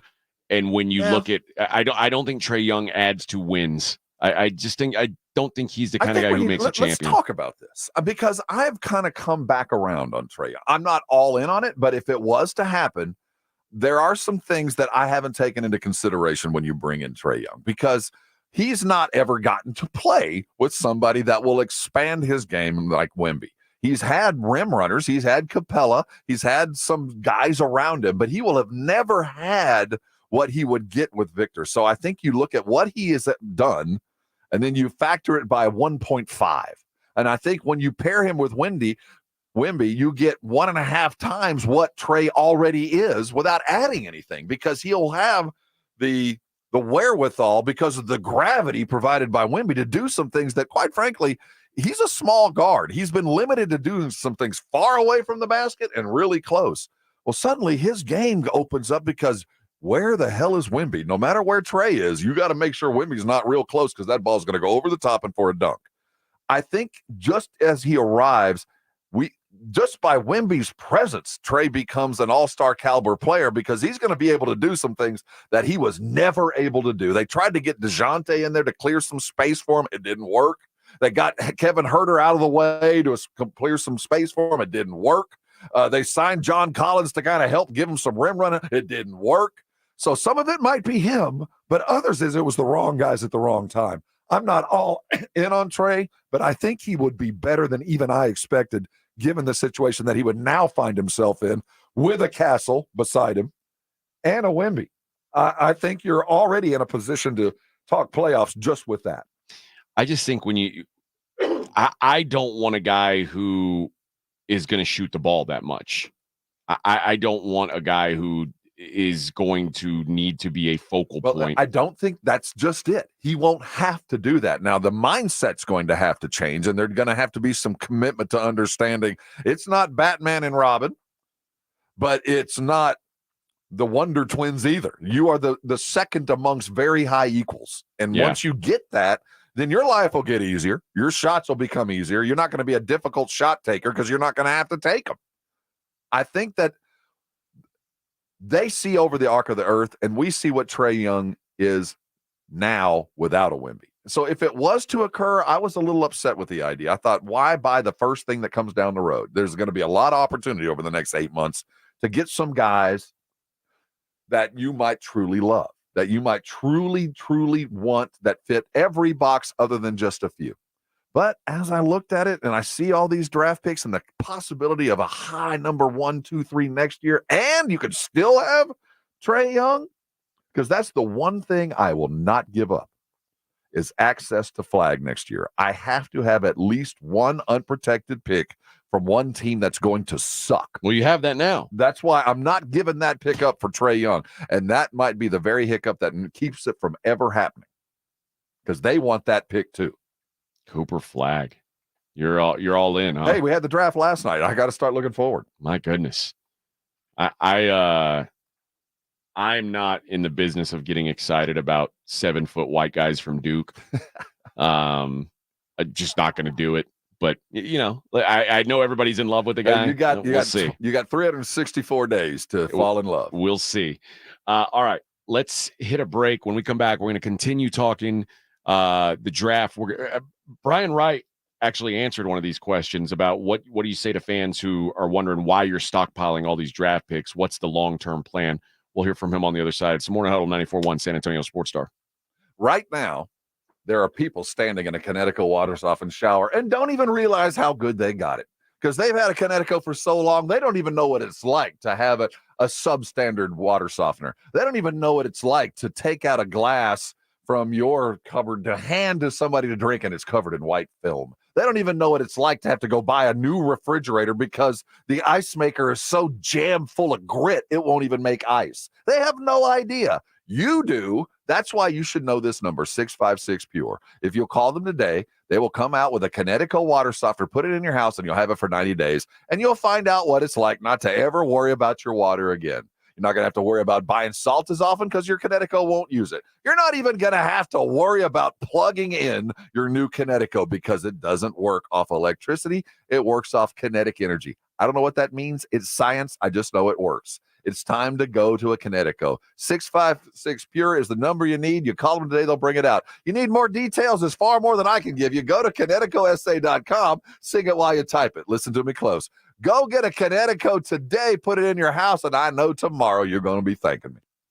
San Antonio's Sports Star. Attention all race fans, the moment you've been waiting for is finally here. Live quarter horse racing starts tomorrow at Retama Park. Gates open at 5:30 p.m., so come early and get ready for an unforgettable night of high-speed action. The first race kicks off at 6:15 p.m., so place your bets and feel the adrenaline as those hooves thunder down the track. It's more than just a race. It's an experience you won't want to miss. Join us tomorrow at Retama Park and be a part of the electrifying atmosphere that only live horse racing can deliver. We'll see you at the races. Retama Park in Selma. Getting quality employees to fill positions in your company is essential, but finding those people can be a major hassle unless you use ZipRecruiter. ZipRecruiter makes finding quality people a breeze. ZipRecruiter's advanced technology identifies candidates with the right skills, sends you great matches, then you can easily invite them to apply. 4 out of 5 employers who post on ZipRecruiter get a quality candidate within the first day. See for yourself. Go to ziprecruiter.com/free to try ZipRecruiter for free. That's ziprecruiter.com/free. What's that sound? That's the sound of Downy Unstoppable scent beads going into your washing machine and giving your clothes freshness that lasts all day long. There it is again. It's like music to your ears, or more like music to your nose. That freshness is irresistible. Let's get a Downy Unstoppables bottle shake. And now a sniff solo. Nice. Get 6 times longer lasting freshness plus odor protection with Downy Unstoppables in wash scent beads. There's never any FOMO with the iHeartRadio app. You won't ever have to miss out on your favorite shows and contests with this radio station again. Radio 24/7, 365. We're here when you want us. Stay connected and listen anywhere when you download the free iHeartRadio app. Texting privacy policy and terms and conditions posted at textblend.us. Texting enrolls for recurring automated text marketing messages. Message and data rates may apply. Replay stop, opt out. Go to nomoredraftywindows.com for a full offer details. Homeowners, ready to replace your windows or patio doors, but think it's going to be too expensive? Well, think again, because with Renewal by Andersen, you can get top quality, affordable windows and patio doors for no money down, no payments, and no interest for 12 months. That's right, you don't pay a dime for an entire year. Just text LONG to 200-300 right now for your free in-home window consultation and free price quote. Upgrade your home with new energy-efficient windows and doors installed by certified master installers from Renewal by Andersen and get their best in the nation 20-year warranty. Renewal by Andersen is the company with the most 5-star reviews among leading full-service window replacement companies. Act now and get your windows and patio doors for no dollars down, no payments, and no interest for an entire year. Plus, save $359 off every window and $887 off every door. But hurry, these big dollar savings end this month. Text LONG to 200-300. Text the word LONG to 200-300. Don't wait. Text LONG to 200-300. Testosterone levels in men can start to decrease as early as 30 years old, and long-term health risks can be extremely damaging to your body. Rock's Discount Vitamins carries a variety of natural testosterone boosters that can immediately provide you with more energy, increased libido, increased metabolism, and improve your mood. Rock's Discount Vitamins natural testosterone boosters can even help you build muscle and lose weight faster. With 11 San Antonio locations, visit rocksdiscountvitamins.com. Thanking God and South Texas for all the support. You're locked on the Morning Huddle with AJ Hoffman and Rob Thompson. It's showtime! Morning Huddle, 94.1, San Antonio Sports Star. Fans saying, what are we going to do with all these draft picks? Why are we piling these things up? Brian Wright had an answer. Because typically it's a pretty good strategy. So we'll try to continue to make sound decisions with whatever we do. And we want to continue to improve the team. We know that we've got a great runway here. We've got some great young talent, and we look to build around them in the right way. And also talked about kind of playing for the long game. Yeah. I think the decisions you make over time around your flexibility, around the adaptability with ways with which you can build, we've been pretty consistent with that. And we will. Like I said, we want to build something that's sustainable, and you got to build it brick by brick. And, we hope to do that. But I think all the decisions that we made to this point have been under that premise, and we'll keep going with it. Are you comfortable with this? He says we and this collaborative. I'm all about it, but I'm always uncomfortable when it's a committee making a decision. Because then it's hard to point at someone. Well, it's hard to point, and it's hard, but at the same time, it's very easy to get lost in the conversation of collaboration and get lost in the direction where you want to go. And I think the Spurs over the last 5 years have been victims of circumstance. You draft who's available to you when you're drafting at 8 and 13 and 20. You don't really get to pick, you don't, unless you're going to move up and take command of your destiny. If you're going to be reactive, you have to react sometimes to things that you didn't expect. And I think that happened last night. And I think it's happened over the last couple of years. But when you are collaborating and everybody has to be happy with the decision so you can walk out and high five in front of the crowd, sometimes you do to the detriment. You kind of get lost and you take a right turn when you should have just, plowed through the wall. You should have just fought a little bit harder and you'd have done it. But by the committee, everybody walked out happy. Sometimes I want somebody to go, you know what? I know it might not look like the right decision, but for us to get where we're going to go, I'll put it on my name. You say, I made the decision. Yeah. I'm drafting that guy. And maybe it's the wrong decision, and I might go down fighting, but I think we have made a better decision by doing this now than all collaborating and walking out of the meeting happy. I'm not saying that they did that yesterday, but I don't want to get lost in the fact that we got a whole bunch of money in the bank. We got a whole bunch of draft picks, and that's been successful in the past, and I'm not going to use any of them yet. Well, I think I don't want that. I think that collaborative thing is exactly what they did yesterday. At least that's what Brian Wright said. I'll say this. I've been incredibly impressed by the entire group. This is probably one of the most collaborative draft processes I've ever been a part of across all of basketball operations. So it was great to see. And I think, the outcomes were great tonight. So it's not just one person. Okay, It's like he's saying like everybody had a decision. I want you to put this same group in the draft room in 2000, the Manu draft. And they're getting ready to draft. We're drafted deep down there. We're all collaborating. And R.C. Buford goes, you know what? I was in Italy about 6 weeks ago, and I saw this guy named Emmanuel Ginobili. He is a turnover freaking machine. He runs at 110 miles an hour. But, man, I see something. And the committee goes, oh, no, too many turnovers. Oh, no, Euro. Oh, no, what's he doing? We can't touch that. Buford says, I'll plant my reputation on it. I will go down with the ship if it doesn't work. There's nobody in there that's going to defend a dude that says, I've seen it, I've done it before, and let's go do it. We collaborated and we all decided it's better to make the decision tomorrow. And we're all happy with it. Let's all pat ourselves on the back because nobody's mad. Everybody's happy with what's going on. Again, I'm not saying that's what's happened, but when I look at a Sohan draft pick and I look at a Keldon Johnson draft pick at 30th and a Samanich at 18, I go, I think you guys might be collaborating a little bit too much. Well, listen, if you're Brian Wright and you don't really have a lot of successes under your belt, it's real easy to say exactly. It was me, it was R.C. Buford, and it was Greg Popovich all talking, and this is what we came to decided as a group. Yeah, I mean, that's awesome, but that's like, if I sit in a room with Paul McCartney and John Lennon and I say, we wrote this song together and the song stinks. Or you go, I wrote this song, and guess what? John Lennon loves it. Well, yeah. That, at some point, Brian Wright's got to be the general manager. He can't be George Harrison someday. So, and George, when he got freed, made one of the best album any former Beatle made. I will say that at some point, you got to plant your flag. Now, it might not be the time, and I know that I want to please RC and Pop too, but at some point, it has to become Brian Wright's team with Brian Wright's coach. And right now, and Brian Wright's players. We've had some come and go. I'll give him full credit for Devin. I'll give him full credit for Jeremy Sohan. Full credit. You went and got him. Does he want full credit for those? I think so. Jeremy Sohan? I think a victim of circumstance. I mean, when you're drafting where you were drafting, you kind of got to reach sometimes, and that's kind of a plant your flag kind of pick. Somebody stood up and said, I know Jeremy Sohan has never started.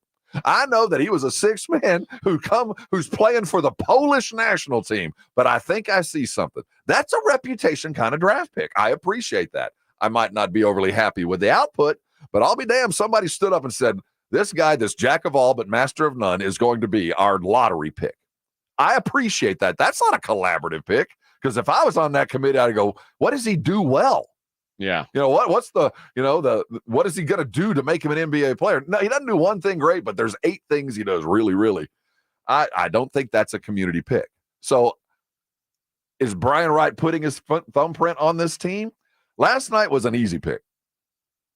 I think so. We'll see today. Yeah. Well, and listen, nobody's going to judge anybody. Like if your second round picks fail, they're supposed to fail. But we'll see is there a North Star? Is there we're going this direction, and we want this type of player. Now, this might not be that guy, but we're going to continue drafting this type of player until he fits with Wemby. Yeah. And if we draft 3 different guards and we draft, a backup to this, then it's that scattershoot approach that you still don't get that defined. This is where we're going. Well, I can say I do feel. I feel better about the Spurs today than I did yesterday. It wasn't stupid. They didn't F it up. Yes, and that was the big concern, was that we'd hear some French guy's name that we'd say, oh, they're gonna force this square peg into this round hole, and they're gonna hope that the upside, it carries over. I think they did a smart move. I still think. Listen, every prospect, you're gonna say, man, I wish this guy could do this better. Shooting seems to be the thing that you always say, I wish this guy could shoot better. For me, that is the separator all the time. And the truth is, if Stefon Castle could shoot, he probably would have been the number 1 pick in the draft. If he shot like Reed Shepherd, he would have been. Yeah, because you don't find guys who defend like 3 and D, right? That's what everybody's looking for. If you play D like Stefon Castle plays D, and you could shoot, oh boy, you are the next big thing. But we'll put up with less threes because of the D you play. Well, here's what Brian Wright had to say about Castle not being a great shooter. Mechanics and free throw percentage, and you break the season up into stretches. He missed some time. How did he shoot coming back from injury? How did he finish the season? Like, I think you look at all those things, and on a team like Connecticut, you don't have the ability to shoot yourself out of a slump sometimes, right? So you get 8 shots or 7 shots sometimes. You don't get to shoot 18 times to shoot your way out of a bad shooting game. And so you have to take the whole context into the equation. So we believe he'll continue to improve there. And again, it starts with who he is as a kid and how hard he works. And we believe he'll make strides. And by the way, Stefon Castle, it's not like this dude is chucking. Yeah. So he's a very low, in college at least, he was a very low volume 3-point shooter. He took 75 3-pointers last year. Most of them in transition. And to put that in perspective, Cam Spencer, Alex Caravan, and Tristan Newton all shot between 214 and 225. Because they had the threes, because they're better shooters. Caravan and Spencer. Spencer's a guy Spurs fans should follow. He could easily be a Spur. Sure. We could have had our own UConn connection today. And he shot 44% from 3, which you love.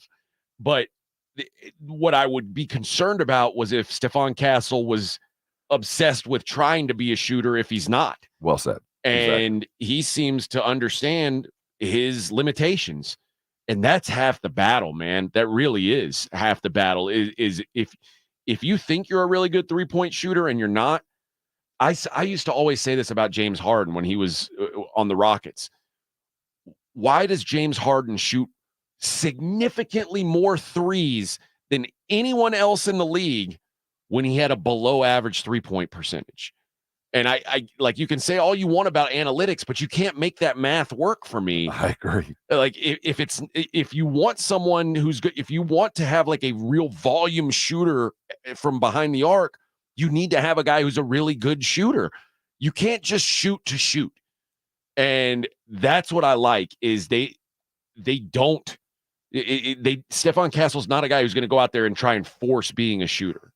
And he will never be asked to do that. He landed at a team that, quite frankly, we don't value threes. Pop has never valued the 3 as the key. Now, certainly every NBA coach understands its importance, but the Spurs are never going to be a volume 3 team. He's never going to be asked to take 23s a game. He'll be asked to take the threes that come to him in the flow. They're not going to call a bunch of curl 3 plays for him. That's not his game. He's not going to be coming off picks to take a fadeaway 3 from the corner. We're not going to ask him to do that. And also, if you've got apparently now a center who shoots threes, Who needs if you've got a guard who doesn't shoot a bunch, it all evens out in the end, right? That doesn't mean the Spurs shouldn't be looking for that guy. I certainly agree. You still need shooters. There's still the desperate need for shooting and volume 3 shooting. There's a desperate need to have a couple of guys on this roster whose sole mission is to be the shootist. And that is a definite requirement. And I firmly believe that 8 pick, those 2 picks that were pulled from that 8 pick, is going to be applied to a guy like that. Yeah. And Claymore says, AJ, your boy Klingon went 8th right after the right before the Spurs could pick, or he went 7th right before the Spurs could pick at 8. That's why I said Klingon would be my choice at 4, because there was no chance of him being there at 8. And there was no one else like him in the draft. Whereas as much as I love Castle, I think you could have found another combo guard type player. Yeah. So again, I'm not upset about. I like Stefon Castle a lot. This was my second choice, and I'm not talking about like second choice of what was available at 4. Like if I had the first pick in the draft, I would have taken Klingon. If I had the second pick in the draft and Klingon was gone, I would have taken Castle. That's what I think about these guys. And I little faith in the Risachets and the SARs of the world, because I just think they're really about as coin flippy as you can get. What I envisioned, what I thought might be a possibility of the twin tower bigs, mobile bigs running beside each other, sharing responsibilities, sometimes high, sometimes low, switching, inverting the offense and bringing your bigs out and doing all this stuff. They had no desire. Pop isn't going to do it. They had an opportunity to draft Klingon. They could have gotten Edey. They could have got the Baylor kid if they were after it, who could have easily been justified in the top 10. The Spurs have no desire for that. I don't think that's what they're looking at. Klingon was not their guy, was never their guy. Nope. So I take that at face value. I'm not mad at them. That's their plan. So by their inactivity, it kind of gave us an idea where they're heading, because they could have gone and gotten him. They might grab a Filipowski today just to see if it might work. A second round flyer on that might not be, too crazy, but they don't have any plans for that kind of offense. It's not coming. You're not going to see Karl Anthony Towns and Rudy Gobert and Naz Reid all on the same time on the court like Minnesota does. Spurs aren't going to do that. That's not the plan. John said they drafted a shooter and they traded him for a 7th grader. Rob and I disagree a little bit on what kind of a shooter Dillingham is. He's the best scorer coming out of college. That doesn't mean he's a shooter. Kobe wasn't a shooter. He was a bucket. I love buckets. The guy who can get you a bucket no matter what, I'll get you 2. But I might not be able to get you a 3. That's Dillingham. If you cut him free, he's going to go get 25 a night. But he is not going to be the guy to spread the court and do all that. He's going to be the gravity that gets in the paint and kicks it. That's just not what the Spurs wanted. And the flaws on the other side of the floor for me just don't warrant. No defense, and he's only 6 feet tall. Yeah.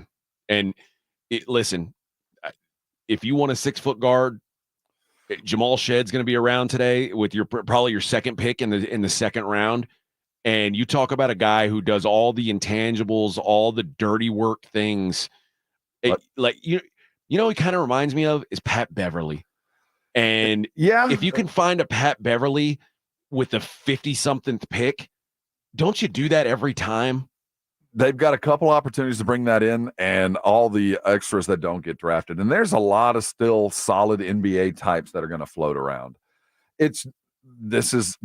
Now we're going to see that the Spurs, what their divining rights, what their decisions are as far as whether they're going to find the shooters and spread them around. Those little guards, I will say this. If you liked Rob Dillingham, I think his best application as to what he would turn into is a lot like Darius Garland in Cleveland. I think that his game, if he pans out in the high side, he could have a Garland game, and respect to that. But if you like that, Garland's available. I think that the Spurs, if they wanted that and they just acquired 2 more draft picks, we saw it took 5 number 1s to go get a guy that I would put right on the same plane with Darius Garland in Brooklyn kid, in Mikal Bridges. I think they're on the same level in the league. They do about the same thing. If you want a Darius Garland attacking point guard like that, who we know will be okay, go spend 6 and get him. They have it. If you want it, you could go get it. There's two kinds of players that I like on, I guess now day 2 of the draft. It would normally just say the second round, but now it's day 2 of the draft. I like guys like that are proven and have shown something in college that makes me think they have intangibles that you can't teach into people. And I think Tyler Kolick's at the top of that list. I think guys like Jamal Shed are on that same list as well. I think Jalen Bridges, the guy from Baylor, is on that list. Then the other kind that I like are guys that everyone thought was at one point going to be great. But something weird happened along the way. Something's weird. And especially if you believe in your coaching staff, there are guys like the guys that jump out to me. Like I've mentioned Justin Edwards. Harrison Ingram jumps out to me as this. Harrison Ingram, when he was at Stanford, was looked at as this was going to be a lottery pick. Like what happened, I don't really know. I don't have the answer to that. But if he gets with the right coach, man, imagine what you could get out of him. Kyle Filipowski, like maybe there's a reason why they're passing up on him, but it feels like, man, at this point, I wouldn't have liked Kyle Filipowski in the first round. But now, like you get with the right coaches, maybe you can get more out of this guy. Those types of guys I'm interested in as well. So a classic example of that, the T-Wolves when they drafted Terrence Shannon. Perfect. That's a guy. They got him right. This guy has got every inch of NBA skill. Things get a little south, bounce around a couple of schools, couple of weird allegations. You get him at 27, and you could have an all-star in 2 years. And you know what? Before all the the rape accusation and stuff came out, if he would have gone in the top 10, no one would have batted an eye. Not at all. No one would have batted an eye. And then I think when you get guys, and I think the Lakers are really in the same group, like you get a guy that could have gone top 5 and no one would have questioned it, and you get him at 17. It's like, if he doesn't work out, dude, he slid to us. What were we going to do? What were we going to do? We could, and that's what I mean. If Klingon would have fallen to 8 somehow and the Spurs had passed on him, I would have been upset. He didn't. But now it's like, well, in hindsight, we know they were never going to do it. Yeah, they weren't going to do it. They were just not going to do it. They weren't we would have been interested. upset for a thing that was never even on their mind. They weren't interested. But again, if the guy I thought was the best player in the draft fell to 8 and you pass on him, I'd be like, what the hell's wrong with you? If guys that are supposed to go way higher end up not for whatever reason it may be, the second round's such a great time to take a shot with them, because if they fail, who cares? Last night as the draft went, when was the first time you went, what the hell? What was that? Was it Holland at the 5? When Ron Holland was drafted, did you go, well, here we go. It's about to get weird? I don't know if that was like, I mean, I'm not in love with Ron Holland. I don't like these G League, I guess they don't use them now. Ignite. But everyone talks about how good of a defender he is. And I didn't watch enough Ignite to know if that's how legit that is. But everyone says like he's a motor. He's all defense and he's a motor. And again, he was the top recruit in the country last year. I always worry about these G League Ignite guys because they're not willing to go, like, just go pretend to go to class for a few months. It's not that hard for me. It makes me think that all they care about is getting to the money, and that's kind of a turnoff. The first time a player got drafted, and I was like, really? Salon at 6? No, that didn't surprise me. It was probably like Khalil Ware to Miami. I think it was like 15-ish. Okay, let's stop right there. Miami has achieved the status of Belichick and the Patriots with free agents 15 years ago. When no matter who Miami drafts, I go, I don't know what he's got, but we missed it. Yeah. We missed something. They're good. When they grabbed They're Khalil good at Ware, talent scouting. the moment they drafted him, I thought, oh, crap, what have they seen that we didn't see? Because he is going to be a contributor on that team the moment he walks on the court. That's just what Miami does. Jalen Tyson surprised me to the Cavs at 20. I didn't think he was a first-round player. I I don't even remember him at Texas. When they mentioned him, he was in Texas. So yeah, he was at that moment. I was kind of like, well, we're reaching that. He was at Texas as a freshman, hardly played, and then went to Texas Tech. I don't remember that. And he wasn't very good there. And he got to Cal, and he is a guy who just has to have the ball in his hands, which is why I don't really love. Yeah, that's a team that's already got guys that need the ball. Yeah, well, that tells me that maybe Donovan Mitchell is not there for long. Outside of that, I mean, like the Baylor run late in the first round, I appreciated. I think Scotty Drew and the Baylor program has achieved a status of, if you can start for Baylor, you can play in the league. The guy, AJ Johnson, he was a 5-star kid who was going to go to Texas, and he ended up going to play in Australia. Mm-hmm. I thought maybe with the Bucks, maybe that was a stretch, and for the Bucks especially, because I think of the Bucks as a team who they've got a window, and you want guys who can help you sooner than later. And that's when you mentioned Minnesota getting Terrence Shannon. Minnesota realizes they've got a window. Mm-hmm. Let's get guys who can help right now. And then, God, man, 2 of my favorite players went to 2 of my least favorite teams with the last 2 picks in the first round. Collier. I love Isaiah Collier. He went further than I thought he would go. He went to 29 to the Jazz. And then the Celtics. Elite passer he is. And then the Celtics got Celtic Baylor Shireman, who, oh my God, is like the most. He is the most Celtic player, elite shooter, elite rebounder. He's a small forward who can, like, if you ask him to bring the ball up, he can do it. He can play almost anywhere 1 through 4, and he did play anywhere 1 through 4, and really 1 through 5 sometimes at Creighton.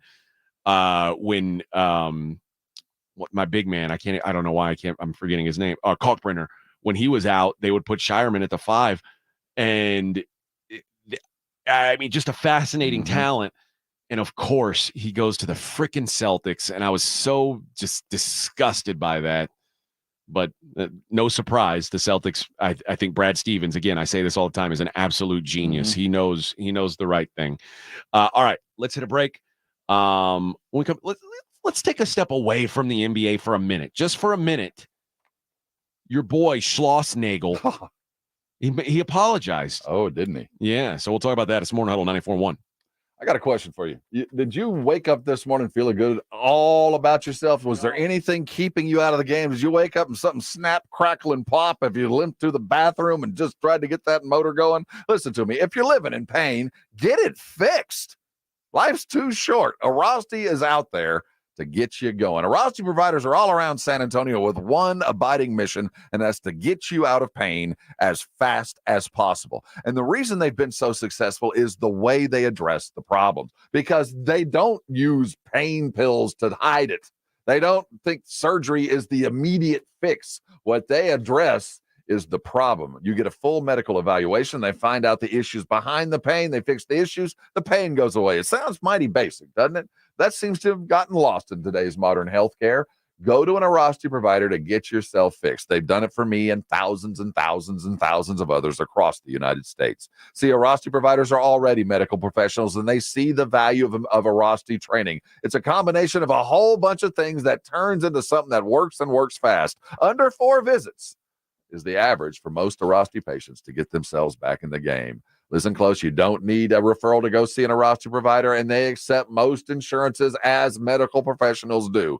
Make that call. Don't let pain get in the way of your life. 1-800-404-6050. The website is arasti.com. There's a map of the providers right there. Listen close. Don't let pain keep you from doing things that you love. Call Arasti today. Get yourself fixed. When you do, I'm sure you're going to come thank me later. It's The Blitz with Jason and Joe. Afternoons at 2. First round of the NBA draft is in the books. All the reaction to what the San Antonio Spurs did last night. Plus, we're going to be broadcasting some live racing because The Blitz is live at Retama Park as live racing returns. And come meet the new guy to San Antonio Sports Stars family, A.J. Hoffman, sitting in for a vacationing Joe Reinagle. The Blitz with Jason and Joe. Afternoons at 2 on 94.1 San Antonio Sports Star. Lowe's knows owning a project means owning the right tools. And during Craftsman Days, you can save big on what you need from a brand you trust. Get a free Select V20 tool when you buy a Select Battery 2-pack. Plus, get your choice of the V20 string trimmer or leaf blower for only $99. Find these savings and more today. Lowe's knows home improvement. Valid through 7/10 while supplies last. Selection varies by location. With Wendy's new $3 English muffin deal, you can get your choice of a sausage or bacon, egg, and cheese English muffin with small seasoned potatoes. And with all that for just $3, it really is a proper breakfast, wouldn't you say? Huh? With a light and fluffy toasted English muffin and crispy seasoned potatoes. Go on, Catherine, give it a go. Okay. Jolly good morning. Ah, close love. Grab a proper breakfast with Wendy's new $3 English muffin deal for a limited time. U.S. price and participation may vary. Select a request English muffin deal to obtain discount. Not valid for a la carte or combo orders. Single item at regular price. Prices are higher in Alaska and Hawaii. Jason Minix here from the Blitz for Underdog Fantasy. You know, over 1 million fans are making money making picks on Underdog Fantasy. Join in on the fun during this Major League Baseball season. Play the MLB Pick'em game where you pick between 2 and 8 of your favorite baseball players and select higher or lower on stats like strikeouts, hits, and so much more. And if your picks are correct, you can win up to 325 times your money in a single night. Underdog is super easy and fun to play and easy to get started. Just go to UnderdogFantasy.com or their easy-to-use mobile app. Sign up with my promo code STAR, and Underdog will give you a mystery special pick to use on your first pick'em entry and a deposit offer. Must be over 18 and present in a state where Underdog Fantasy operates. Terms apply. Concerned with your play? Call 1-800-GAMBLER or visit ncpgambling.org. That's Underdog Fantasy, promo code STAR to claim your new customer special of a mystery player pick and your deposit offer. UnderdogFantasy.com. Some people just know the best rate for you is a rate based on you with Allstate. Not a rate based on Terry, who keeps and makes the car behind them. Oh no, they're about to. Save with DriveWise in the Allstate app and only pay a rate based on you.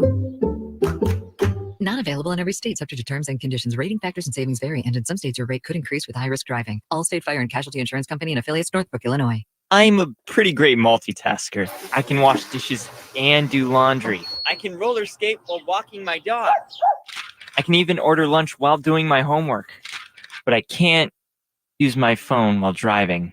A distracted driver is one of the leading causes of death in the United States. So when it comes to driving, please, don't be a multitasker. Don't drive distracted. A message brought to you by the National Highway Traffic Safety Administration, Project Yellow Light, and the Ad Council.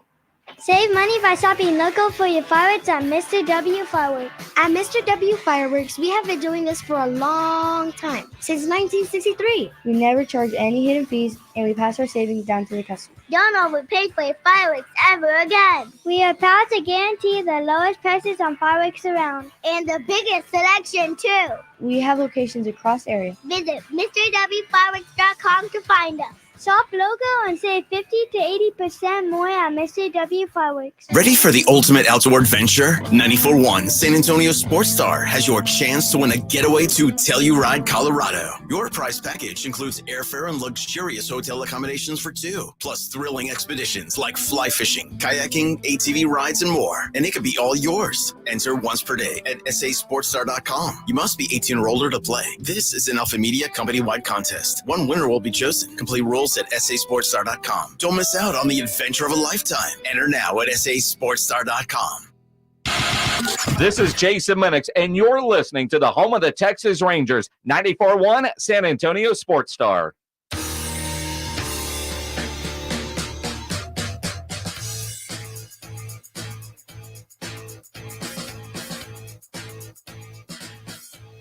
Morning Huddle 94.1.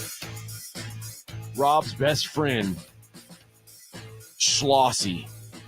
Schloss the boss. That's what Rob's been calling him. Yeah, he's a boss, all right.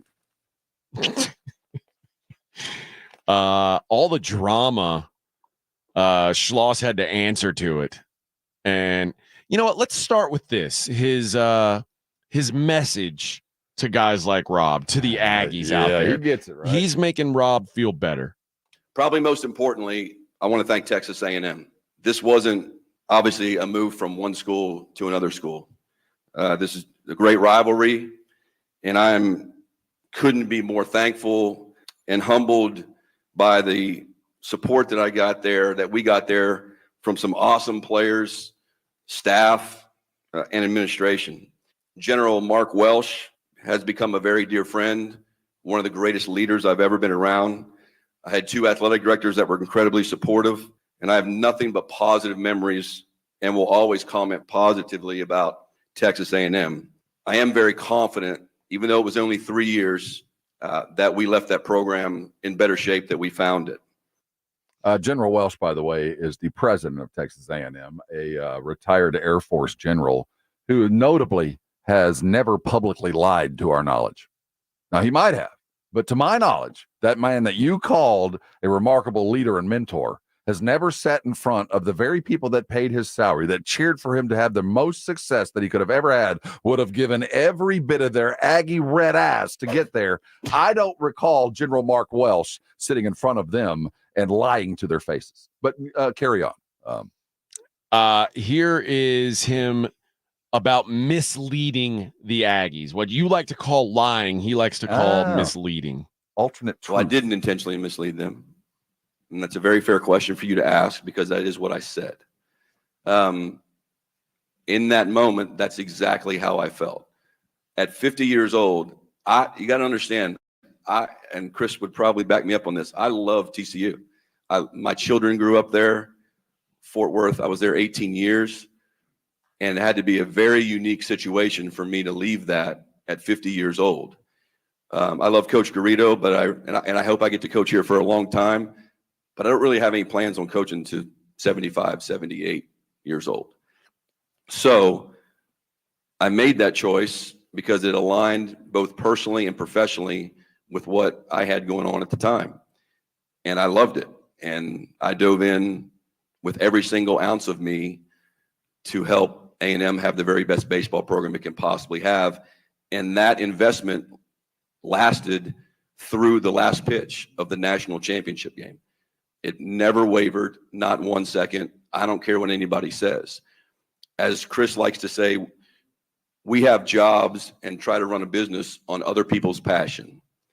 And if I had left Texas A&M for some other school in a different part of the country, the interesting text messages and messages that I got yesterday probably wouldn't have happened. But I get it. You can't ask for your fan base to support you and be passionate like the 12th man always has been, but really was this year. Our crowds were awesome. Awesome. Every single game. And so you can't ask for that like I did and our staff did, and then expect everybody to be okay with a coach leaving for its rival school. And I get it. All I can say is I have a career too. I have a personal life as well, that I have goals, and I just simply felt like no negative at A&M, just the positives of the alignment and frankly my relationship with Chris. That I knew there wasn't anybody at Texas A&M that I couldn't trust. I just know that I can trust Chris. What the hell does that? What the hell does that? As hard as that decision was, I could not walk away from it. Now, on its face, I kind of get it. And I do think as we get further away from this, keep in mind that he talked about 2 athletic directors, the one that hired him and the one that he's currently working for. Trev Alberts just got here from Nebraska. Obviously, there was something that didn't mesh with Trev Alberts and Schlossnagle. Whatever it was, it didn't mesh because like he just said, I didn't have any reason not to trust him. I just trusted this guy more. That doesn't forgive what happened, but I do think a perfect storm is rare because it takes so many confluences of things to come together. So I think that there was an issue. He was working for a guy that didn't hire him. And I don't know what Trev Alberts' plans were for the baseball program. I just know that I didn't get hired by this guy. And my best friend's across the street. Now, I get that. But to take this existential view of, well, I have a life too. is not what a leader says. That's not what any man you ever want to follow tells you before you go into battle. If things get really rough, I'm going to get in the back because I have a life too. That's not a leader. Congratulations, Texas. When it gets rough, he's running. Morning Huddle, 94.1 San Antonio Sports Star. On your ride to work, it's the Morning Huddle with AJ Hoffman and Rob Thompson, KTFM Floresville. Have you gotten your hands on Southern Recipe small batch pork rinds at HEB yet? Southern Recipe small batch offers big, bold flavors like hot honey, spicy dill, and sea salt and cracked black pepper. Bonus, you're going to love the low-carb, high-protein crunch. Turn snack time from ordinary to extraordinary with flavorful pork rinds. Pick up your favorite flavors of Southern Recipe small batch pork rinds at HEB today. Do you know anyone who lives a life of gratitude?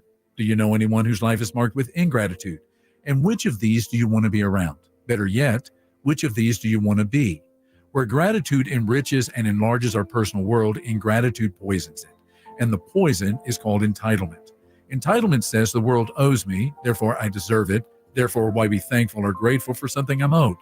But life does not work like that for a lot of reasons, and it explains why there is resentment in many hearts. On the other hand, a humble life sees the beautiful things our way as a gift, the gift of a beautiful morning, a good cup of coffee, a real friendship, a great family, a job with a paycheck, or good sleep. There's a proverb from the Hebrew scriptures that says, humility is the fear of the Lord. Its wages are riches and honor and life. So you might begin each day in awe of the one who made such an awesome creation, filled with countless reasons for gratitude. This is Mark Absher, the MacArthur Park Church of Christ. Visit us online at macarthurchurch.org. The MacArthur Park Church of Christ, connecting God and people. Hey, this is Rob Thompson for Tri-County Meat Market, your locally owned full-service meat market. Tri-County has two great locations, Keebner Road and Ralph Fair, stocked full of everything you need to up your grilling game. If you're looking for the perfect cut of beef, they've got it. If they don't have it, they'll cut it for you. Roast chicken, prepare foods, they've got it. The 5 for $25 is always in play. If you're a first responder, 10% off the best meat you're going to find. Tri-County Meat Market. Head over to either location, put some good meat on the grill, and thank me later.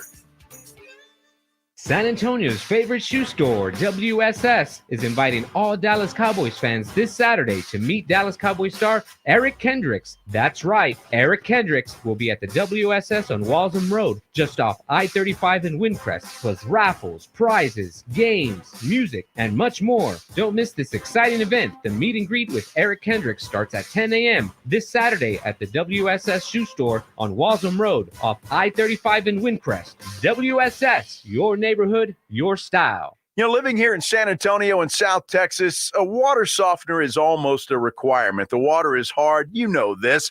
It affects your appliances and all of that kind of stuff. And the best water softener to buy is a Connecticut quality water softener. Connecticut's been serving San Antonio for over 50 years. They're made in America, up to 80% more efficient than competing models. Got a simple design, fewer moving parts, and the best thing about it is there's nothing to plug in. There won't be an increase in your electric bill. Connecticut quality water softeners are the best in the business, and right now they have got the best deal for you. Connecticut is going to let you try a quality water softener in your home for 90 days, absolutely free with no contract. Call them today. 656-PURE. That's 656-7873 or ConnecticutSA.com. You know the jingle. Sing it with me. Connecticut, the last water softener you'll ever own. Call 656-PURE. Connecticut. My name is John. I could not lose the weight I needed to. The Institute for Functional Health Wellness Program was the answer. It included a great deal of testing, supplements, and weekly face-to-face doctor visits. I finally had the accountability I needed. I am now 50 pounds lighter. I no longer have pain in my elbow, back, and hips. I have more energy and just feel and look so much better. Call for your complimentary consultation, 210-468-1891. I'm Dr. Torres at the Institute for Functional Health. San Antonio's Sports Star. San Antonio's Sports Center. The San Antonio Spurs took UConn guard Stefon Castle as their first pick, the number 4 overall. Castle was the Big East freshman of the year and a national champion with UConn. The Spurs drafted Rob Dillingham at number 8, but very quickly traded him to the Minnesota Timberwolves. The Spurs continue tonight with 2 picks in the second round. I'm Rob Thompson, 94.1 San Antonio Sports Talk. Sports Center is brought to you by Buyers Barricades, the Texas authority in barricade rental. BuyersBarricades.com. From the studios of San Antonio Sports Star, reaching more sports fans than any station in South Texas. Welcome to the Morning Huddle with AJ Hoffman and Rob Thompson. This is 94.1 San Antonio Sports Star. Rob, and it seems every Aggie is very upset about this. I don't know. I guess this just doesn't surprise me at all. You're much more surprised by this than I am. Again, I'm not surprised that a coach left the next day from a championship caliber team to another team. I'm not surprised. And I'm really not even mad that it happened. It is the way that this went down, this calculated deceit on the behalf of a team. I said it yesterday. I will never be mad at a lion for being a lion. I won't be mad at a shark for being a shark. The A&M or the Texas program is a shark. That's what sharks do. It eats, it goes, it lives, and it grows. Corporations, they're not human. They are there to make money. I don't blame Texas for doing it, but there are certain rules, not laws, that we all abide by, that we all understand. You just don't yell fire in a movie theater. You just don't. And you don't do what they did. It's below the pale of what is acceptable behavior given the set of rules that we abide by. And they went beneath it. That doesn't mean they're going to stay there. That doesn't mean they belong there. But this particular act by the coach and the university is just one of those where everybody who's a part of it, even Texas fan, goes, oh, this doesn't feel right.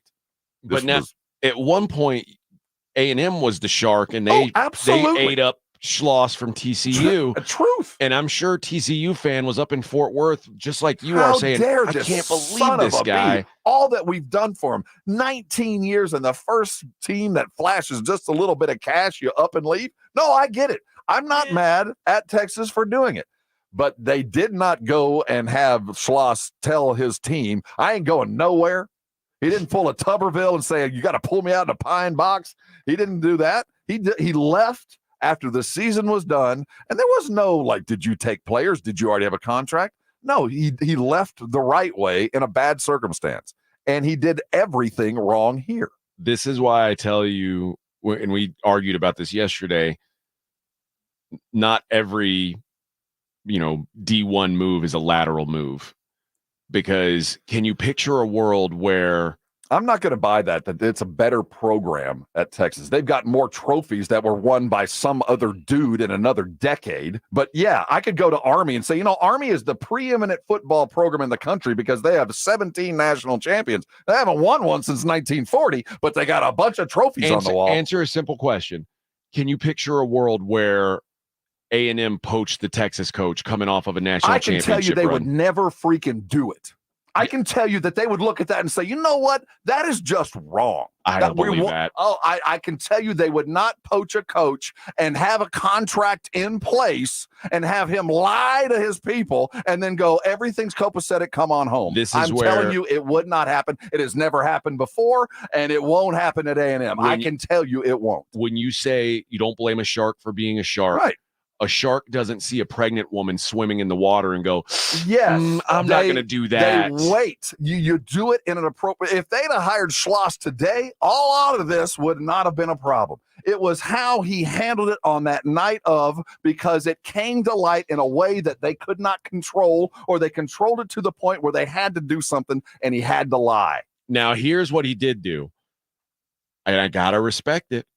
Because everybody was saying he mistreated that reporter, that Texags guy, Richard Zane is his name. And you know what? He had some ownership. There would never be a time that I wasn't invested in that program. And there never was a time I wasn't invested. I gave when I say our staff, we gave everything we possibly could to win that last ball game. And when the game ended, I want to publicly apologize to Richard Zane from TexAgs. He's a young reporter. He asked the question. That was an obvious question. I wish I could have answered that better. I wish I hadn't lied to him. But in the moment, 30 minutes after the last pitch, all I could think about was our players. And I really wasn't in the mood to talk about myself or the future. Or the truth. So I apologize. He apologizes. That's not an apology. He said, I apologize. He didn't admit to the fact that he out and out lied to everybody within earshot or had an eye on a screen. Now, Ryan on the chat says something that is dead on. They did the same thing with Chris Beard, and we all saw how that turned out. We laughed like, ha ha, poor Tech. And that is, I mean, karma came around and got Texas on that one, and who knows, maybe it does with this one as well. Although now, I can't say for if Texas is so image conscious. If they weren't, they would have waited out the whole Chris Beard thing and let it kind of fade away. But they are so worried about what people think and say about them at that place that they just I knew as soon as the rumor came out that he was done there. Absolutely. But now they have and listen, baseball coaches, a trained ape can coach a baseball team on the field. Like in college baseball, it's all about what players can you get. What assistants can you bring in? Like managing a college baseball team is way easier than I think being the head coach of a college basketball program. But so like having a lesser coach is not as big of a deal in baseball. They have a significantly lesser head coach now in basketball than Chris Beard. Like the step down. Coach Terry was not ready for the job that he got. Coach Terry's Ronnie Terry's just not a very good basketball coach. I think he's going to grow into it, but he would not have been hired if it would have just been an open search. He just happened to be available. And he happened to have a hot run that kind of forced their hand. I like him. That's again, I think I don't know enough about college basketball to apply what you just said. And maybe that is indeed the case, but they are still the captain of the ship. Yeah. You know what I mean? They still are the guy that's driving the boat. I think in general, baseball coaching is way easier than football coaching. To me, it seems like witchcraft, man. So when I think baseball managers and you think about the decisions they have to make and the permutations of the where the ball lands and the outs and the pitching, it seems to me to be next level. Like to me, basketball seems easy. This stuff, third, 2 outs, guy goes right. Where's the guys? All that stuff seems far more intense. I disagree. Like I think the idea of drawing up plays at every time out and things like that. Wow. It's funny how we have the different perspective on the sports that we play because I think baseball is much harder. I really do. Coaching it? I think coaching it. I think the nuances. I think everything about the sport is far more difficult to acquire than a basketball. Yeah, I do. I don't know. I just feel like X's and O's matter so much more in sports like football and basketball that like in baseball, I don't want to say it's all about just filling out your lineup card because you're right. Like you've got to make personnel decisions at any given moment in the game. But I don't know. I just think it's a less strenuous job on game day. Maybe for the coaches, but I do think players have to be far more attuned and in the game in baseball. Because, you can't just play. You can't just turn off the thought and just go play like in basketball. My best memories of the best games are the games that I remember the plays, but I don't remember deciding to do anything. It just all happened. Yeah. In baseball, there's 8 things that are going on, and you got to decide to do 3 of them. Yeah. And I've always looked at baseball players as having a higher level of mental acuity inside of the game than any other sport. And John says, just because you played T-ball doesn't mean you know anything about baseball, AJ. That's a true statement. That's true. Maybe you're right. Yeah. Maybe you're right. On his face, I'll buy that. Yeah. What do I know? Yeah. I'm not claiming to be like some sort of genius about this. I'm not.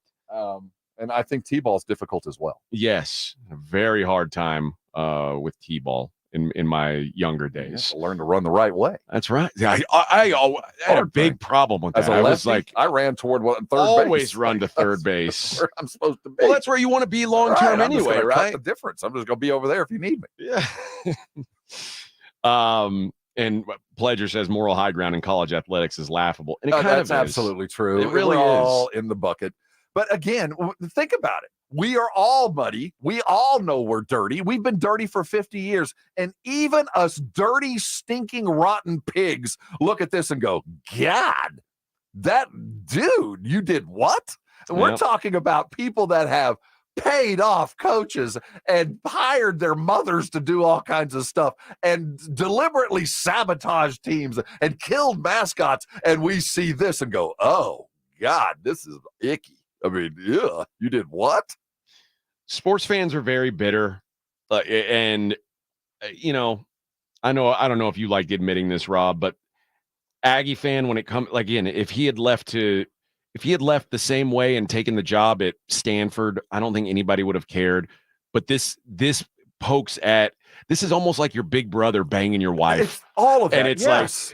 like, it's one thing if, like, you know, your wife cheats on you, but if she cheats on you with either your worst enemy or your best friend, I don't know how you're supposed to Yeah. take it. You're like, of all the things in the world, of all that thing, you hock to it that. Of all of them. I mean, you had your choice of 365 D1 programs, 365 head coaches. You had the pros. You had more money than God, and you had to choose that. Yeah. Well, that's the life of an Aggie, right? The battered Aggie syndrome is real, and it just got and worse. when you're around them, understand it is a real thing, and just let us work through it. Oh, we'll be back. I've suffered some terrible things as an Aggie, and it just made me tougher. A little more bitter. This one will make you tougher in the long This will run. toughen you up, man. This is going to leave a mark. You'll be, yeah, man. You're going to come out the other side so much stronger, Rob. Oh yeah. You imagine the payroll. We got to focus on baseball now. Yeah, that's true. We got to go buy some players. We don't got much time. Yeah, and you're still having to pay Jimbo Fisher. I know we got 80 million that we're hung up on. That I still got to go get some players. Yeah, you better write that check pretty soon. They're waiting on your check, Bubba. Yeah, we got a payroll to make. I know you think it's not a big amount, but they need every penny right now. I expect the 12th man email to arrive today. We're searching for a coach. How much can you help with? Guys, did you see what they just did to us? That's exactly what's There's coming. only one way to get back at them, and that's to one-up them. We just need your money to do it. We got to add more seats to our baseball stadium, and that starts with you, Rob Thompson. Join our collective. That's right. A little bit goes a long way. $1 will feed a college pitcher for 3 days. And if you do that 250,000 times this year, we're going to put your name on a banner. Oh, wait, I'm up. Yeah, you're going to get your name on a bench. Oh, wait, next month I'm up for the Jimbo payment. We've all signed up for, 1 month. We have to make the Jimbo payment. Did they ask all of you guys to agree to that? In. Like I'm responsible for February of 2072. Well, yeah, I have to make that his annual salary. You've got to right do there. a 2031 draft pick first round. Yeah, to kick the can down the road. So luckily, I got some time to save up that $10 million check. Kick the can down the road. All right. Let's talk a little more hoop on the other side. Some other the Spurs weren't the only team to draft yesterday. We'll talk about how some of the other teams came out. And so the Zach Edey thing is fascinating to me. And I'm curious, Rob, if you think Zach Edey went where he was supposed to go, or if Memphis, kind of split the difference and maybe they reached a little bit, because the thought was, a month ago, he was a second rounder. Now he goes top 10. I'm curious what you think the right answer to that is. We've got some baseball to talk a little bit later on, and we'll continue to hit the Spurs draft. It's the Morning Huddle on 94.1 San Antonio Sports Star. Hey, congratulations. You made it to Thursday, and this Thursday, it's happy hour at appropriate time. Hey, go watch the rest of the NBA draft today over at one of your 4 Twin Peaks around town. Happy hour will be in full play. Go ahead and head to your $2, $3, $5, and $7 apps. You got all the icy cold drinks coming out of there and all the fun of watching the Spurs make 2 draft picks. $1 off all wine, liquor, cheap shots, and refreshing 29-degree cold beer awaits you as you go watch the Spurs take 2 more picks toward glory. That's Twin Peaks. There are 4 locations around San Antonio, my home field. That's Days of All and I-10. I recommend heading over to 151, or maybe it's Park North, or maybe it's that brand new one over on Acacia Lane over on the northeast side, but you know what you're getting when you head over there. The eats are always spectacular. Bats made, scratch made coming out of that kitchen. Your drinks, well, they're icy cold. Check the thermometer above the bar. It'll say 29 degrees or colder, but I'll be honest with you. I know I go. It's those scenic views. It's The Blitz with Jason and Joe. Afternoons at 2. First round of the NBA draft is in the books. All the reaction to what the San Antonio Spurs did last night. Plus, we're going to be broadcasting some live racing because the Blitz is live at Retama Park as live racing returns. And come meet the new guy to San Antonio Sports Stars family, AJ Hoffman, sitting in for a vacationing Joe Schlossnagle. The Blitz with Jason and Joe. Afternoons at 2 on 94.1 San Antonio Sports Star. Drivers who switch and save with Progressive could save hundreds, which could be life-changing. I mean, you could put that money towards that zero-turn lawnmower you've always wanted. And after using its edge-shaping technology to meticulously sculpt the face of the Mona Lisa into your grass, you'll become the undisputed king of Saturday morning lawn care, leaving your neighbor and sworn enemy Gary to question his place in the delicate neighborhood ecosystem. And it's all because you could save money switching at Progressive.com. Progressive Casualty Insurance Company and affiliates, not available in all states. Hey, my name is Jared, and this is Matt. And a little thing we love about the Chick-fil-A Maple Pepper Bacon Sandwich is that sweet and savory flavor combo. I love the grilled chicken because of how juicy it is. It has that perfect smoked flavor. And then the crunch of the pickles and the sweet heat that they bring just ties it all together. And that crispy sweet bacon, it adds so much flavor. It ties in amazing with the warm, soft bun. You can really taste the sweetness in every bite. The maple bun is bringing the fun. Order the Maple Pepper Bacon Sandwich on the Chick-fil-A app today. Available for a limited time. Real guests paid for their testimonials. Did somebody say free diamond bracelet? That's right. Diamonds Direct is expanding on their best offer yet. Make any purchase this month and receive a free diamond tennis bracelet valued at $2,000. That's right. Any engagement ring, any diamond necklace, any timepiece. Purchase any item valued at $10,000 or more and receive a stunning diamond tennis bracelet at no extra cost. Every purchase of $10,000 or more qualifies. So hurry into Diamonds Direct. Your chance to get a free tennis bracelet ends June 30th. Details at diamondsdirect.com.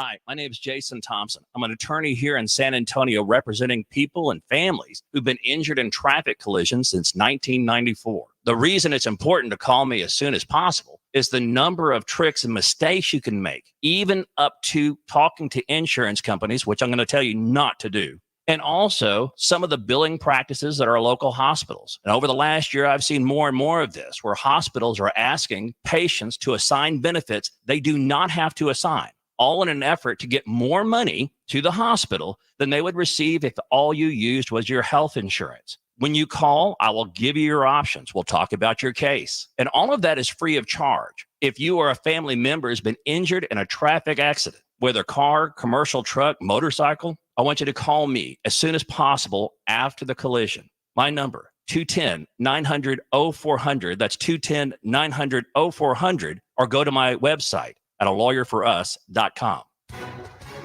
Hi, everyone. If you've been injured in an accident that wasn't your fault, we have legal professionals standing by to answer your questions. They'll tell you if you have a case and how much it's potentially worth. Call 800-948-5880.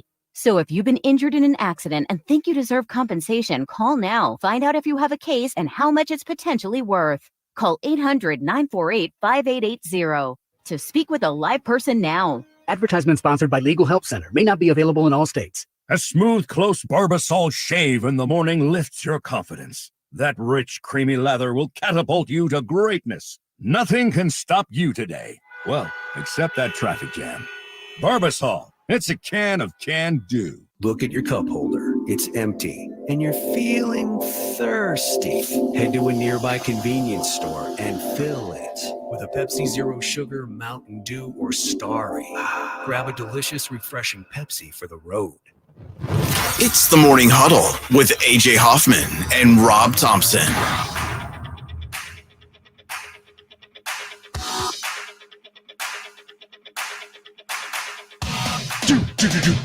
What's the name of the song?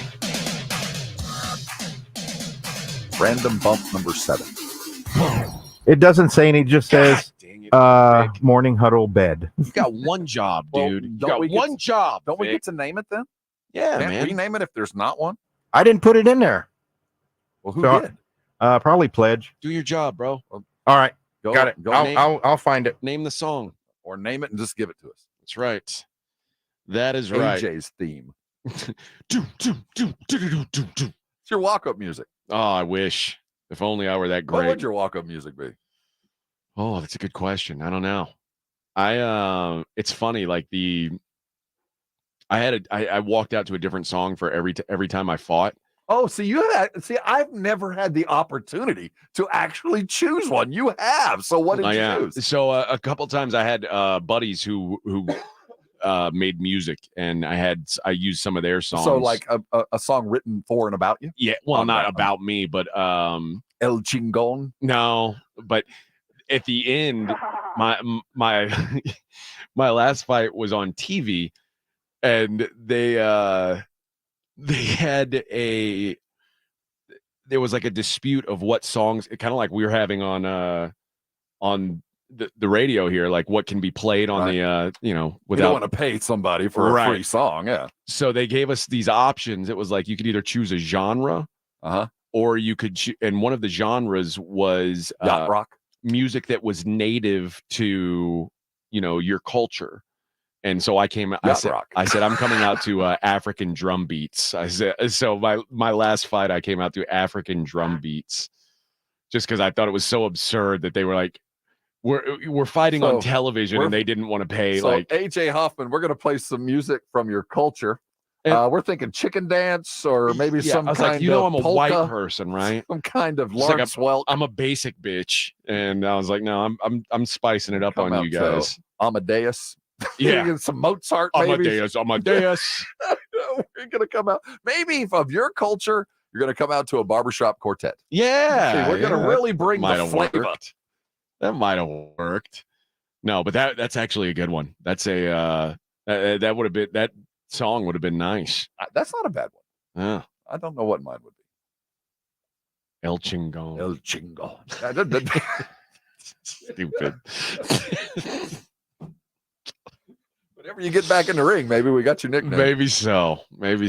I think those days are long gone, Rob. I think. But you're still El Chingon in everybody's book. At 43, I think I'm past my El Chingon prime.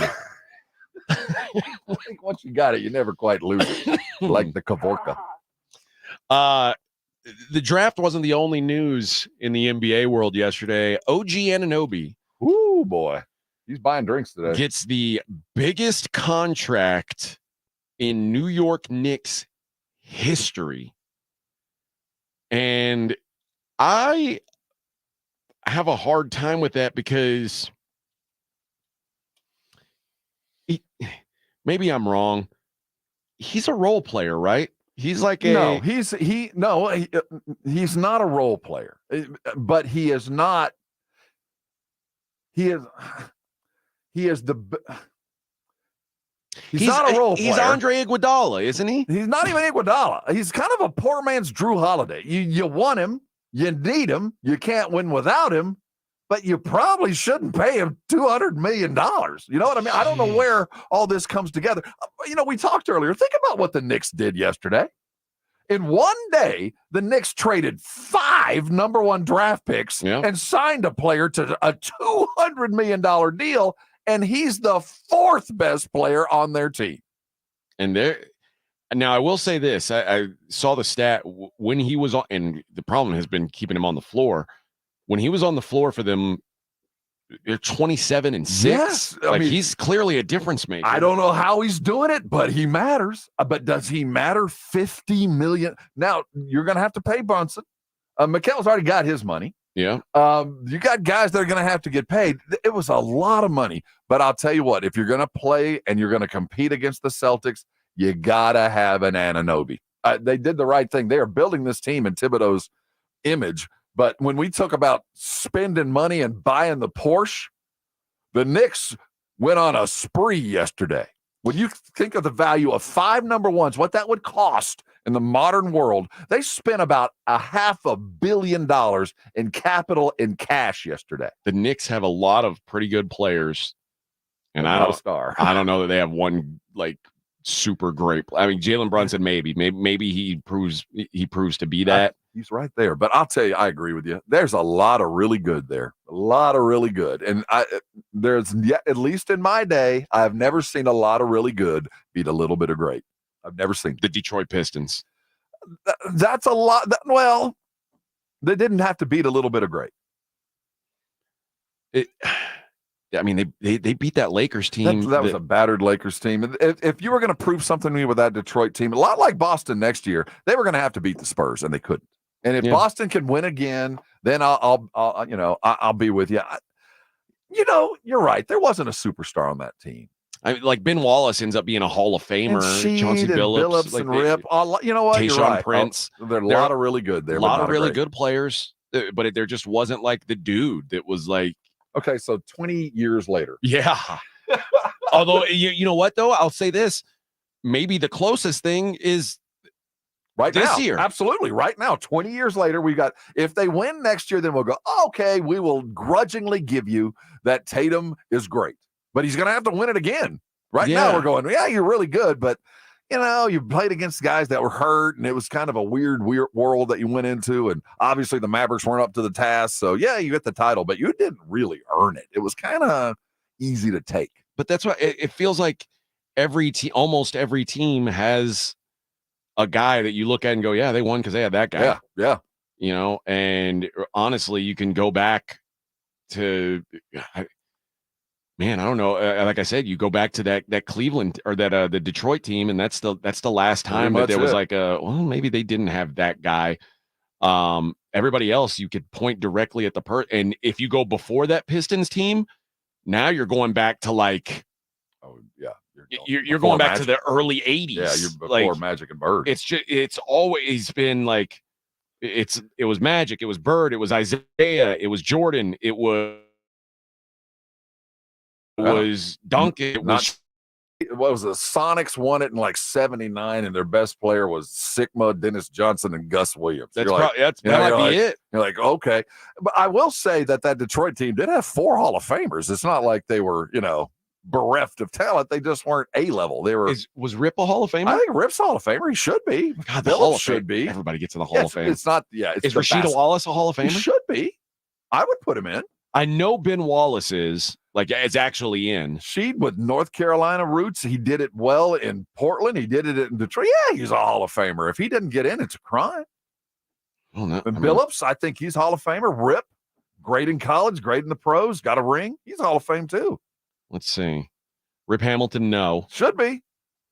Ben Wallace, yes. Not Rasheed, though. That's unfortunate. That if it's for the totality of your career, which it's the Basketball Hall of Fame, it's not the NBA Hall of Fame. Chauncey Billups, no. Really? One Hall of Famer. I thought he'd already went in 2 years ago. I'll be darned. One Hall of Famer on that then team. There proves your point. No star. And Ben Wallace was the one. The one guy who undrafted free agency fans. Like 5 points a game. We bring it all the way around to the draft. Ben Wallace out of Virginia Union, not drafted. So there you can indeed find some skill. But I think that it goes back to the point of they had a whole bunch of good players. And Rasheed Wallace never in his career averaged 20 points a game. A really good player. But I'll tell you what, I thought he had gone into the Hall of Fame. I really had. I would have thought that he wouldn't, just because he wasn't exactly media friendly. Well, he wasn't one of those darlings. There was the not exactly beloved. The bad boy image that they didn't have to live with. I mean, they just lived with what the Detroit guys had done before, and they kind of adopted it. I think there were some other issues outside of that. But, I mean, from North Carolina all the way through, a champion. Anyway, I think your point was proven. It's about finding the absolute superstar. We talked about the number of draft picks acquired. We saw the Knicks spend 5 and sign for $200 million. Not a lot of activity, though, yesterday. Not a lot of bumping trades and moving guys and up and down. I think that we're waiting for free agency to start, tomorrow? Saturday? When does free agency start?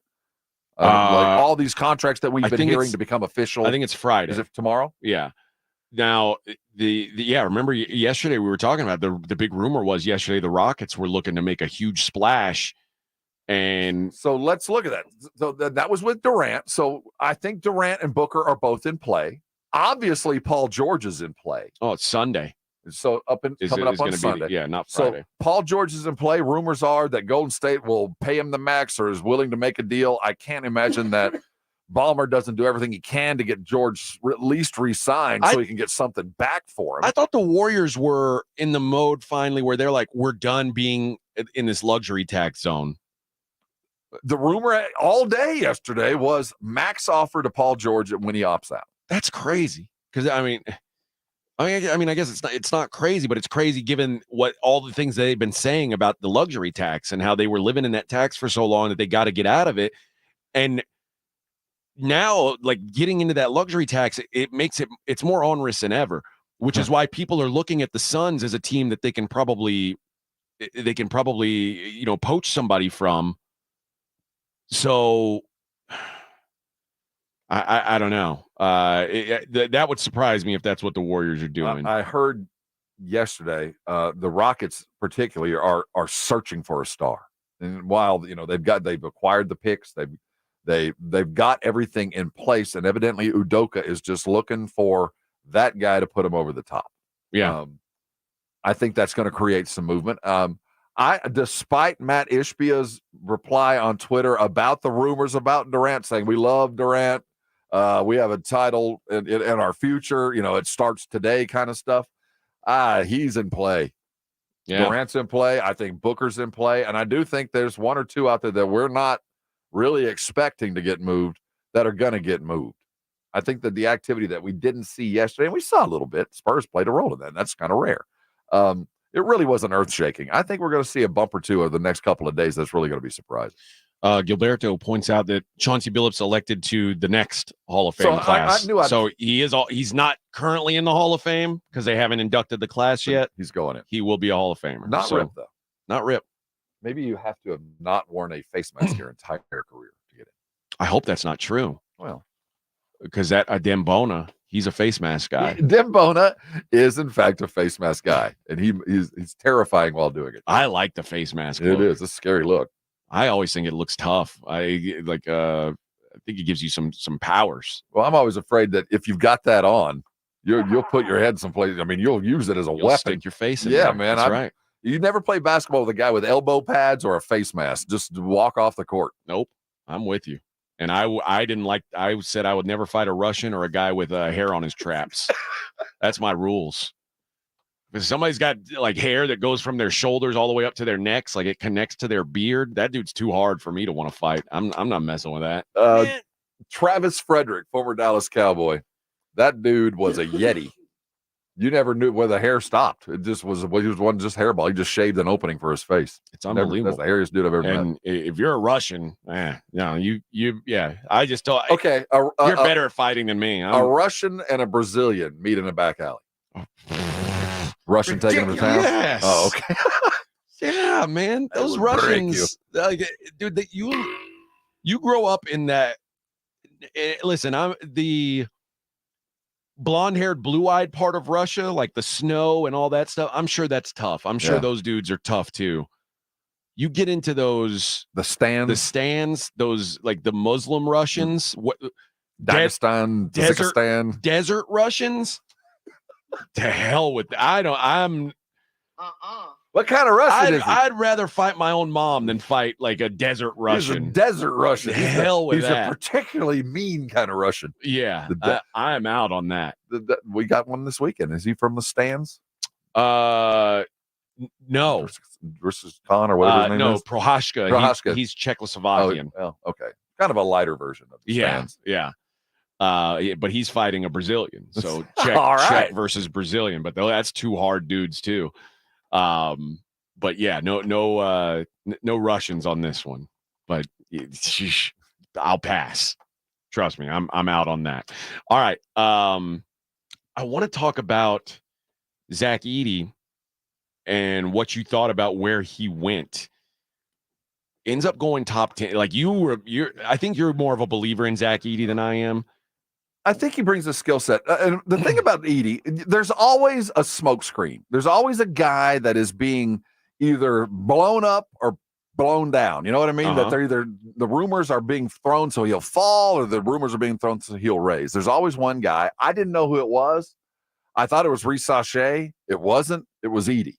People were passing disinformation throughout this entire draft. It appears everybody he worked out for that was about 15 below was ready to take him. That they were, if everything was appropriate, they'd have drafted him. If they needed a center, and it didn't matter whether it was him or somebody else, they were going to take Zach Edey, and he went. And he went to a team. Odds? Well, he went to a team that understands how to play a big. There's a history in Memphis. I mean, they think about Gasol way back when. They know how to use a big guy. Think about Big Country, Bryant Reeves. Yes, for this elite. The entirety of this franchise, they, like many teams, have a type. That was their first pick ever. Yes, they have a type, and they went back to that type, and they've been successful with that type. So it fits. He does what this team, and almost as importantly, the fandom want. And think about it. He's not going to demand the ball, and he's going to allow every time he grabs a rebound, Ja is going to be running a 40-yard dash down the field. I mean, it's going to be okay. They're probably hoping he does a lot of the things that Steven Adams did. Just grab it, turn, and throw it down court and wait for us. We'll be back.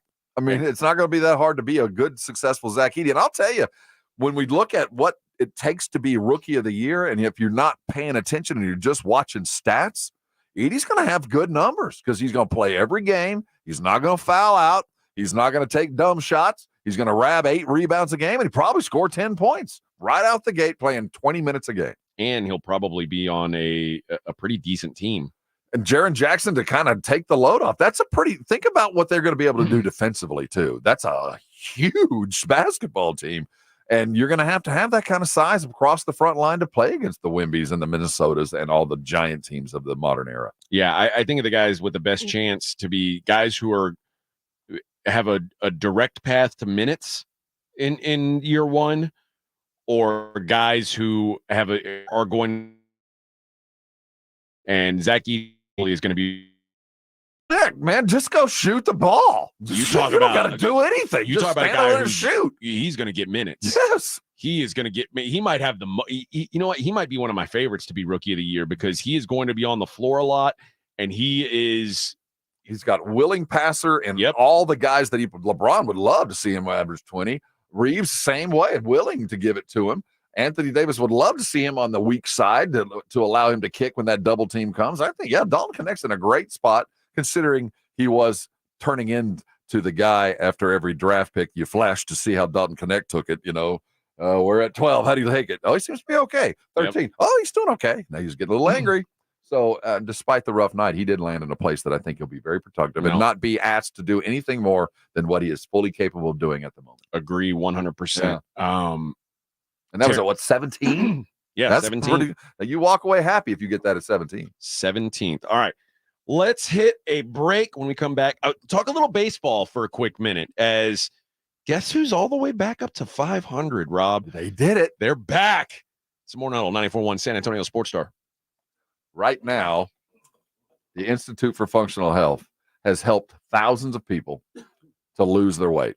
Now, some went in because it was an aesthetic thing. They just wanted to look better in the mirror. But most of us, like me, went in because a doctor said, it's time. You're either going to lose weight or you're going to start taking pills every day for the rest of your life. That's where we've come to. If you've reached that point, you're just tired of looking in the mirror and not liking what you see, I want you to call Dr. Jacob Torres at the Institute for Functional Health. He's changed lives because he understands where you are. So many of us have lost weight just to gain it back, tried the fads, done everything, but never gone to a doctor and found out exactly why you had put on the weight, apart from the food and stuff that you'd been doing. But what is the best way for you to lose that weight? We lose weight in different ways. Men lose weight different than women, and men and women do lose different ways apart from themselves. Dr. Torres will give you a full medical evaluation. They're going to find out exactly how you got there and how you need to get to where you want to go and apply the medical principles that have been successful for years. Thousands have done it. Thousands have succeeded. There's no reason you can't. Make that call. Change your life. 210-468-1891. IFF Health is the website. Go take the functional health test. Trust me, it'll open your eyes and you can see a future where there's a thinner and, more importantly, a much more healthy you. Call Dr. Torres. He'll change your life. Trust me on that. And I know you're going to be thanking me later. 94.1 San Antonio Sports Star.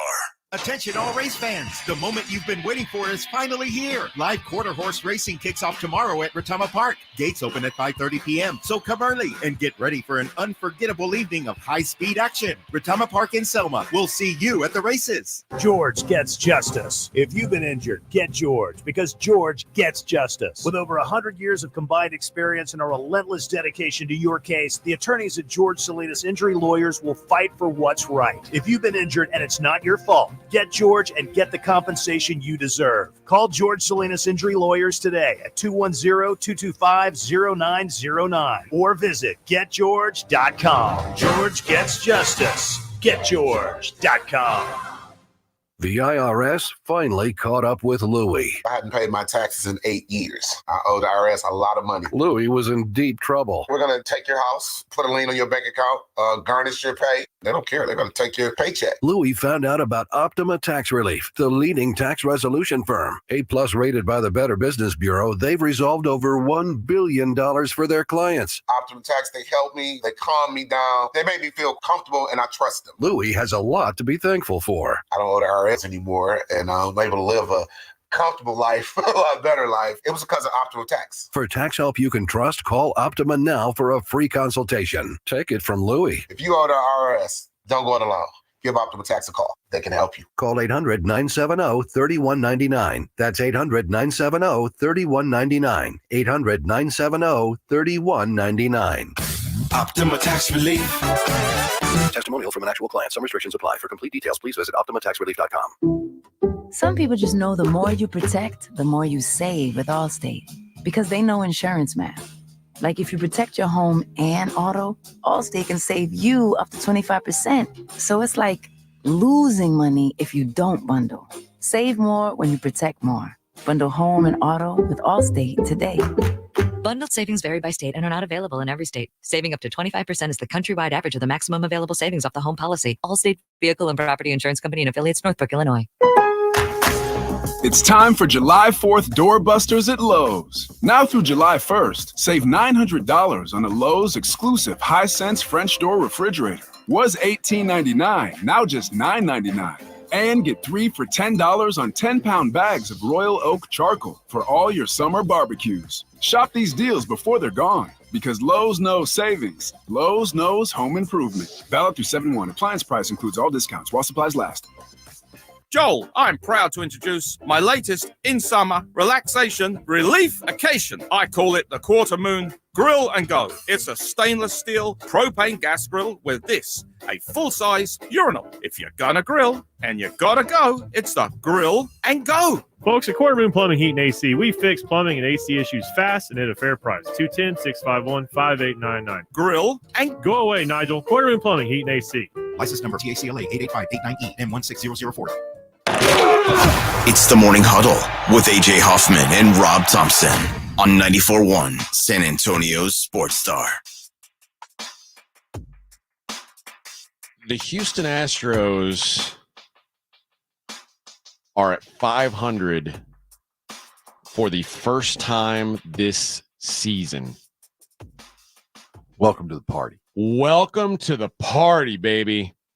Meanwhile, the Texas Rangers 6 games below 500 now.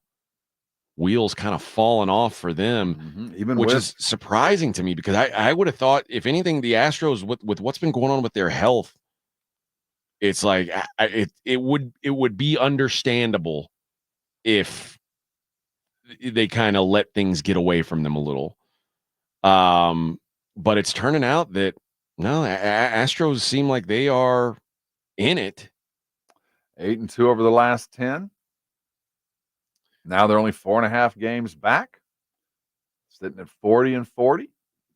And this is without even a remotely functioning pitching staff on the regular. They don't know who's going to start in 4 days. It seems that way. So there's something to be said for understanding how to win, and they know how to win baseball games when they're close. They're not going to screw things up. But I'm more concerned today than I was before, though.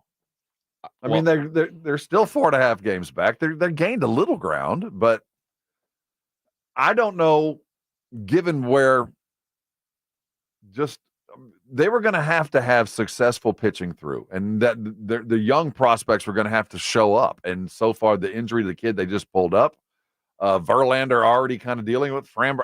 It just feels like if I would almost get to the point where you were a couple of weeks ago, that that this is about as good as it's going to get. Well, like, it's funny we're now. winning, but this is as good as we're capable of playing. Now, I mean, if you'd asked me 2 weeks ago, I would have said the Astros need to be sellers.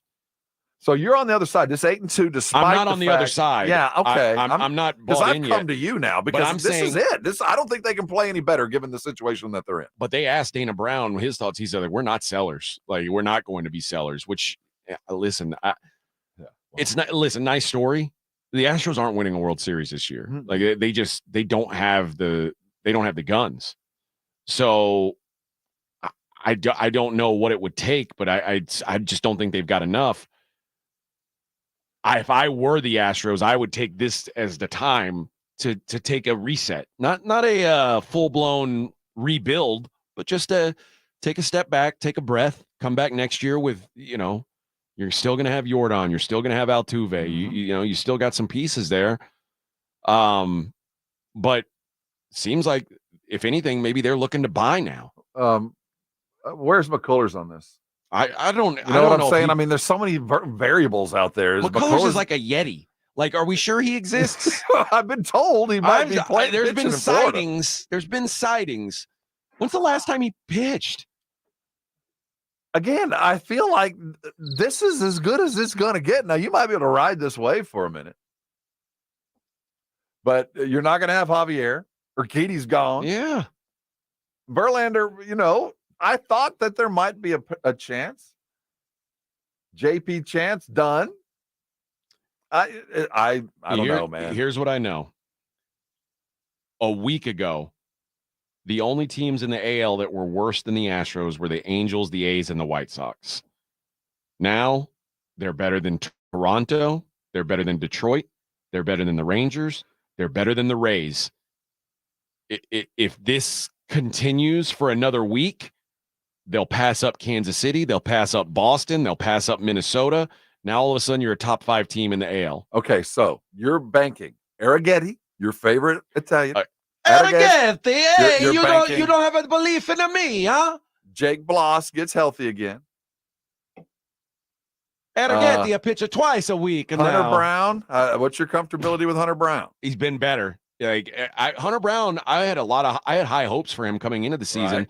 and then he stunk it up, man, for the early half of this season. But listen, I'm not saying that they're 12 games behind the best team in the AL right now, And they're not going to catch which that. happens to be Cleveland, believe it or not. But now that the Yankees are on like a 2-8 skid, but there's Cleveland's good, the Yankees are good, the Orioles are good, the Mariners are kind of good, I think. Tomorrow will be the halfway point of the season. That'll be 81 games. Mm-hmm. And if you're in the top half of the league if you're in the top half of the league after 81 games and good example, the Kansas City Royals, there's reason to believe you're probably not going to finish the season as a top half of the league team. But the Astros are still probably looking at their lineup that they put out there every day and going, why not? Why can't we do this? We got elite guys, and they're doing this right now, like you said, with a pitching staff full of hurt people. Kyle Tucker, the best player on their team, is on the IL, and they've won 8 of the last 10. But when your fortunes rely on Arrighetti and Duman and Bloss, you go, well, okay, I'm comfortable with a lot of stuff. I ain't comfortable with that.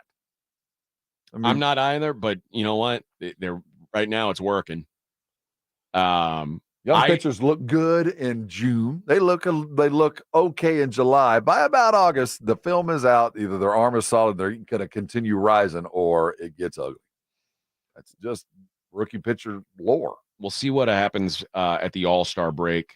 Between now and then, they just wrapped up They swept Baltimore. Good team. That's a good team and a good stretch. Absolutely. They won. Listen, they won 2 straight against Colorado. Yeah, you got to do that. You've got manageable schedule till the All-Star break. The Mets are playing better, and it's interesting to see these two teams match up. They're hot right now. So one of these two teams is going to cool down a little here. So the best of 3 against the Mets starting on Friday will be interesting. Then they've got 4 at Toronto, 3 at Minnesota. And Minnesota is one of those teams I mentioned you're chasing. Then you've got your last 6 home games before the All-Star break, 3 with Miami, 3 with Texas. If you're 4 games over 500, is it 4 games over 500 or is it under 4.5 games away? I mean, you got to cut into the lead. It's not about your record. You got to make sure you're gaining. If they're winning 2, you're just spinning your wheels. Well, if you're 4 games over 500, you're at the All-Star break, you're going to be in one of the spots to at least be a wild card. And again, as much as I say, if the Astros get there, they don't have a chance. I understand why they would look at it as if we get to the dance, we've got as good a chance as anybody. I mean, you said it yourself. Look who made it last year. The 7 seed from the NL and the 6 seed from the AL were the 2 teams in the World Series. Then do they become buyers? Do they start looking around and go, well, we need pitching and there's somebody somewhere that might be appropriate? Can you see them going and spending a little money? It's not in their recent DNA, but it wouldn't shock me. It wouldn't shock me at this point if they did decide to go out and spend some money. And when you think about, I've got a list here of the Athletic did the 18 players most likely to be traded at the deadline. And they put them in 3 categories: starting pitchers, relievers, and hitters. Or position. Starting pitching, number 1's Garrett Crotchet from the White Sox. Best starting pitcher available, they say. If this is a bunch of executives, unnamed executives. 6-6 with a 3.05 ERA. Leads the league in strikeouts. 4th best WAR amongst pitchers. Under team control through 2026. And is likely to bring back. He's 25. He's gonna bring back the most of anybody at the deadline. Okay. Why? Like, seems like a good guy to bring aboard, right? Are you looking for starting or you're looking for innings, middle innings? I think you're looking for starters. I think if you're the Astros, you have to look for starters. Jack Flaherty, who is a proven commodity, has pitched in the playoffs before. He's 28, but he's going to be a free agent. You probably don't pay as much for him. But this is a guy you can trust in the postseason. Luis Severino, scary because you're trying to replace a bunch of injured guys with a guy who seemingly always gets injured, but he's been very good this season. Zach Eflin of the Rays. I'll say this: the Rays, the Rays don't like to pay guys once they get to. No, they don't. Once they get to that money, and next year he's going to be $18 million. They're probably ready to move on from that. Yusei Kikuchi from the Blue Jays, impending free agent, has been very good. The Blue Jays are losing. Wouldn't be a shock. Jesus Luzardo of the Marlins on the IL right now. Another one that I'm not gonna chase an injured guy. And the last one on the list is Tariq Skubal, which would shock me if the Tigers moved on from it. But you know what? There was a time where the Tigers moved on from Justin Verlander, and it changed the Astros' trajectory as a franchise. The Astros would not have won the World Series in 2017 if they hadn't gone out and because the Astros in 2017 were in a very similar position that they were right now. We looked at that team and they're like, yeah, they're good, but they don't have the pitching to get them, in the playoffs. And they went out and got Justin Verlander, and I was like, okay, now I can see it. You go out and get a Tariq Skubal, whoo-wee, and he's got 2 more years of control under him, dude. I don't know if the Astros have the farm system to do it though. Like, he's the kind of guy who that's gonna cost you, bro. That's gonna cost you big time. Leads the league amongst pitchers in WAR, 3.9. So he's 9-3 with a 2.32 ERA.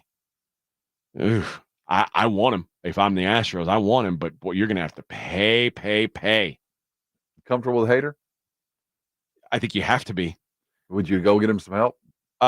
Jensen, Boston? Maybe. I think you have to prioritize starting pitching. And I think there's guys. I think Kenley Jansen's he's good.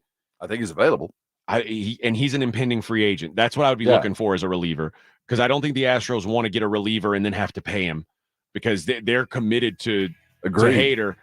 And Ryan Presley's just been ass. Yeah, I think they would spend money, not long-term money, but I think if they could have availability, and I would be happy with it, but don't spend a lot of money down the road. All right, let's come back and we'll hit more of the Spurs, Los Spurs. What could they do today? Morning Huddle, 941 San Antonio Sports Star.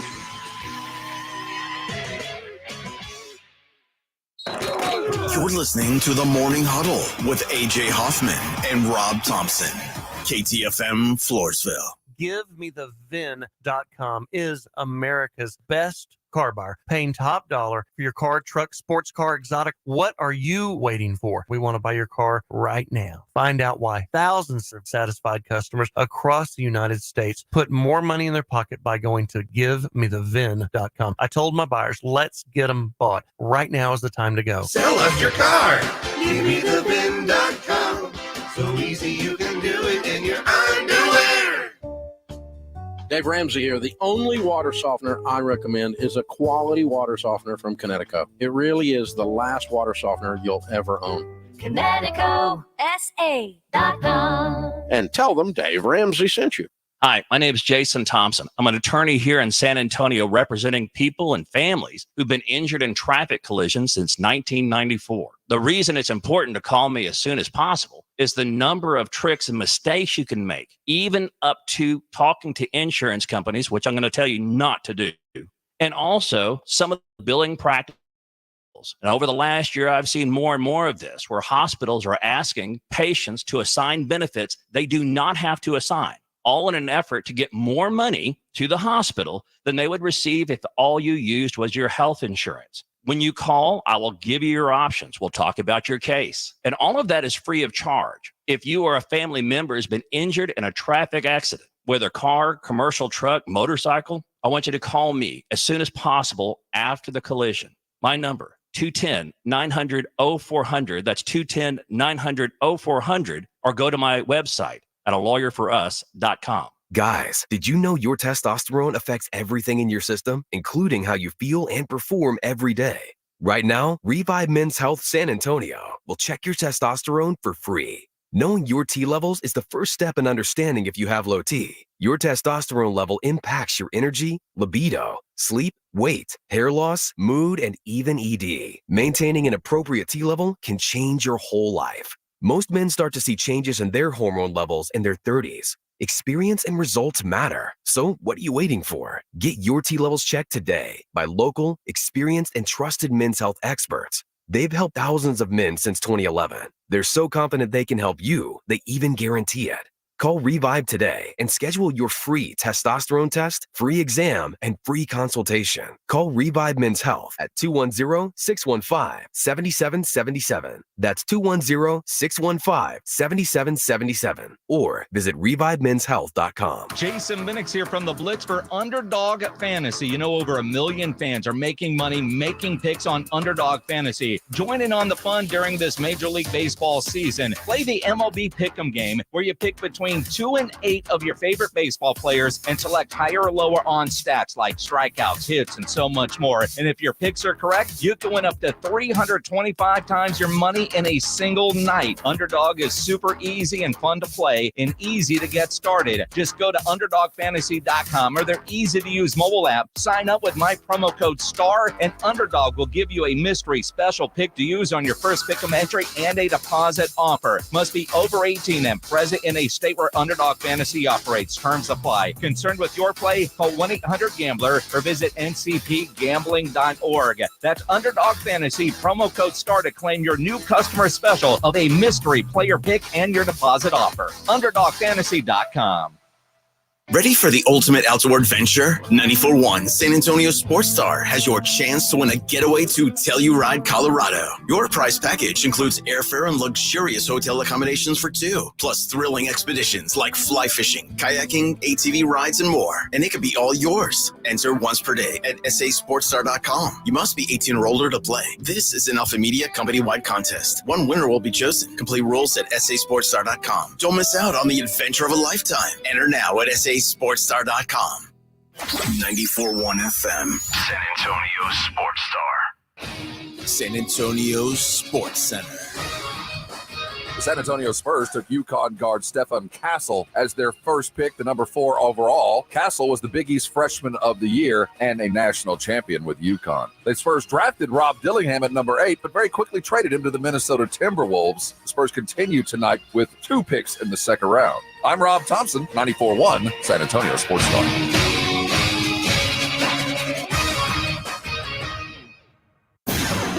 From the studios of San Antonio Sports Star, reaching more sports fans than any station in South Texas. Welcome to the Morning Huddle with AJ Hoffman and Rob Thompson. This is 94.1 San Antonio Sports Star.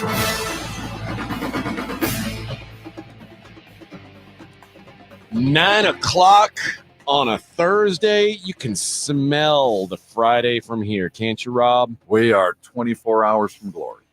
Boy, 25 hours from glory. What a day Friday is. Man, who doesn't love a good Friday?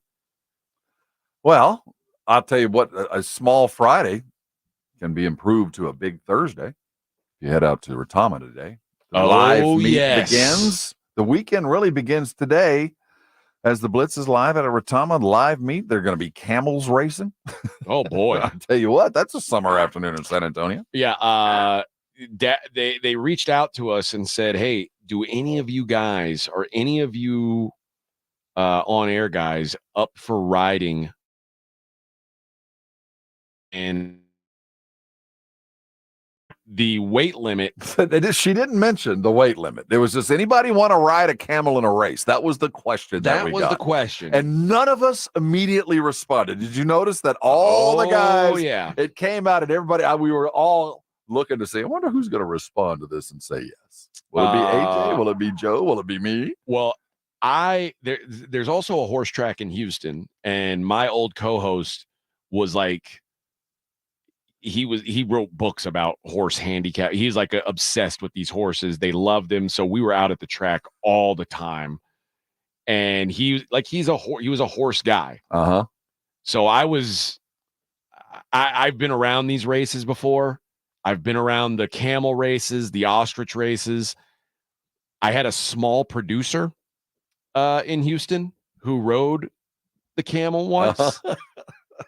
And he limped around for the next week. And it was like, I ain't riding that camel. But I also knew that you had to be a certain size to ride it. And I knew I wasn't going to fit on that camel. All of the hosts here, we were well above the weight limit. 160. The weight limit is 160. I wrote back, I said, unfortunately, I'm about 163 right now, so I'm not going to make the cutoff. Not going to be able to cut weight here the next 4 days to get myself on the back of a camel. I really wish I could, but I'm 70 pounds out. Do I have enough time? I'm almost there, but yeah, it's just a tad short. So one more thing, you guys will also be doing some announcing. We're going to be calling a couple races.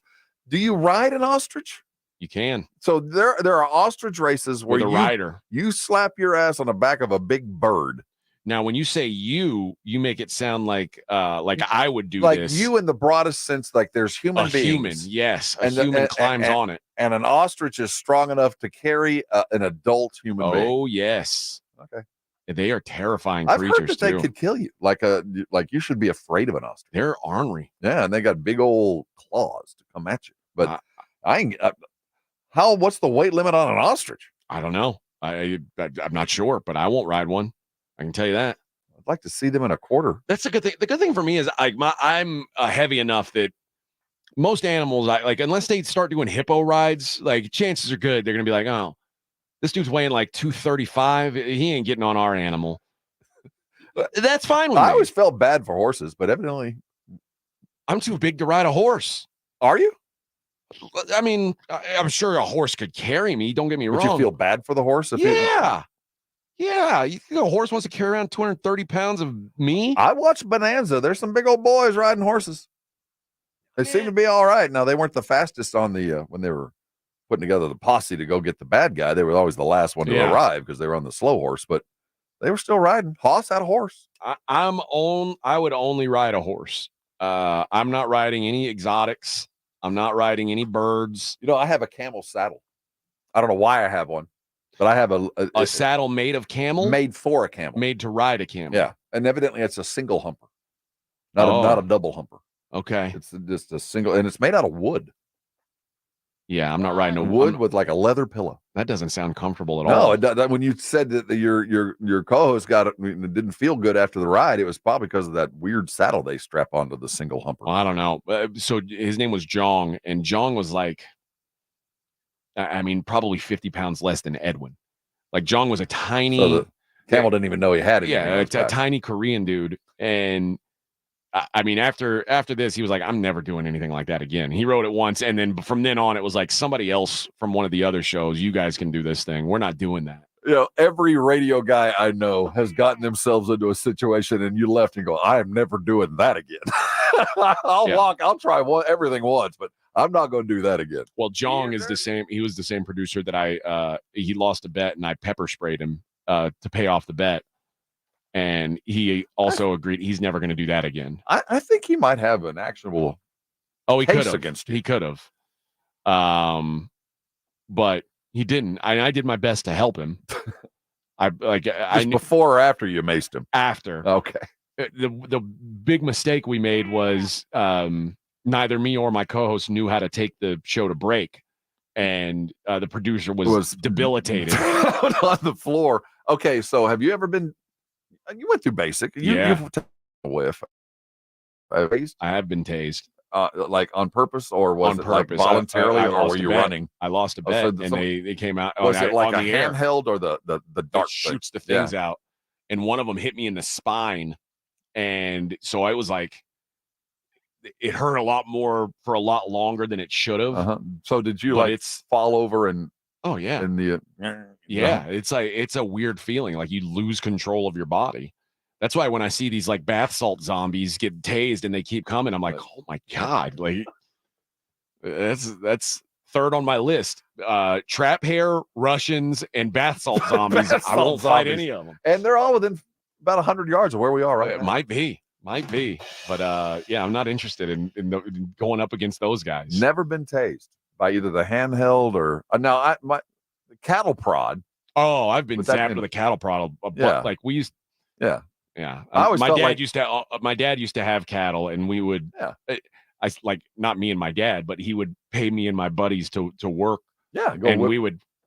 We'd crack each other with it every once in a while. My brother and I have gone at each other with a cattle prod, and that's bad, but it ain't terrible. No. I wasn't gonna pee my pants and forget who I was. No, it doesn't feel good, but it's not like getting tased. And like the tasing, it only lasts like 5 or 6 seconds per zap, but it feels like a lot longer than that. Like it feels like it's like 30 seconds. Like, when is this going to end? Well, what are we going to do to Vic? We're going to tase him? Nothing. We're going to strap his ass to an ostrich. I've got an idea. That'd be fun. Listen, one thing I've always wanted to do, Rob, I've always wanted to do amateur surgery. Oh, there we go. I'll take out one of your kidneys. Yeah. I won't have any left. Well, big deal. Well, I think we should move it to the other side. The one you got right now is no good, right? We're just the one you've got. We'll just move to the other side. Yeah, the one I got's no good. Yeah. Well, what are you going to do with it? You got plans for it? No, what I will do is I'll give him one of yours. Let's make liver mush out of it. Kidney mush. Kidney mush. Oh yeah, keep it sports. He says. I think Rob just signed him up to eat a crow. That's what Fred did. Fred was like, if we do this, I'll eat crow. And we had a listener literally have a dead crow, brought it in, barbecued it, and he ate crow. Fred did, and did he survive? He was violently ill. Was he really? For about 24 hours. I imagine. Don't eat a crow. Just leave some things to be like the just a figure of speech. Yeah, when you say you eat crow, it's probably because you were going to vomit violently for 24 hours. It didn't go well for and actually now Fred's dead, and I can't say with any certainty that that's not part of the reason why. It's all about the prep. Now, that was like 15 years ago, but it's still it's a possibility that it was. No, I'm not doing that. Had lingering effects. I wouldn't put it out of the realm of possibility. San Antonio Spurs 5th pick, assuming they keep it tonight. Or this afternoon, I should say. This afternoon, we've got 2 picks in the second round, and they're real close together. And I don't know what the gap is. I don't know how well the clock is. Like the first round, what was it, 10 minutes? It'll be like 3 minutes between picks, I think, today, right? I think, it is shorter.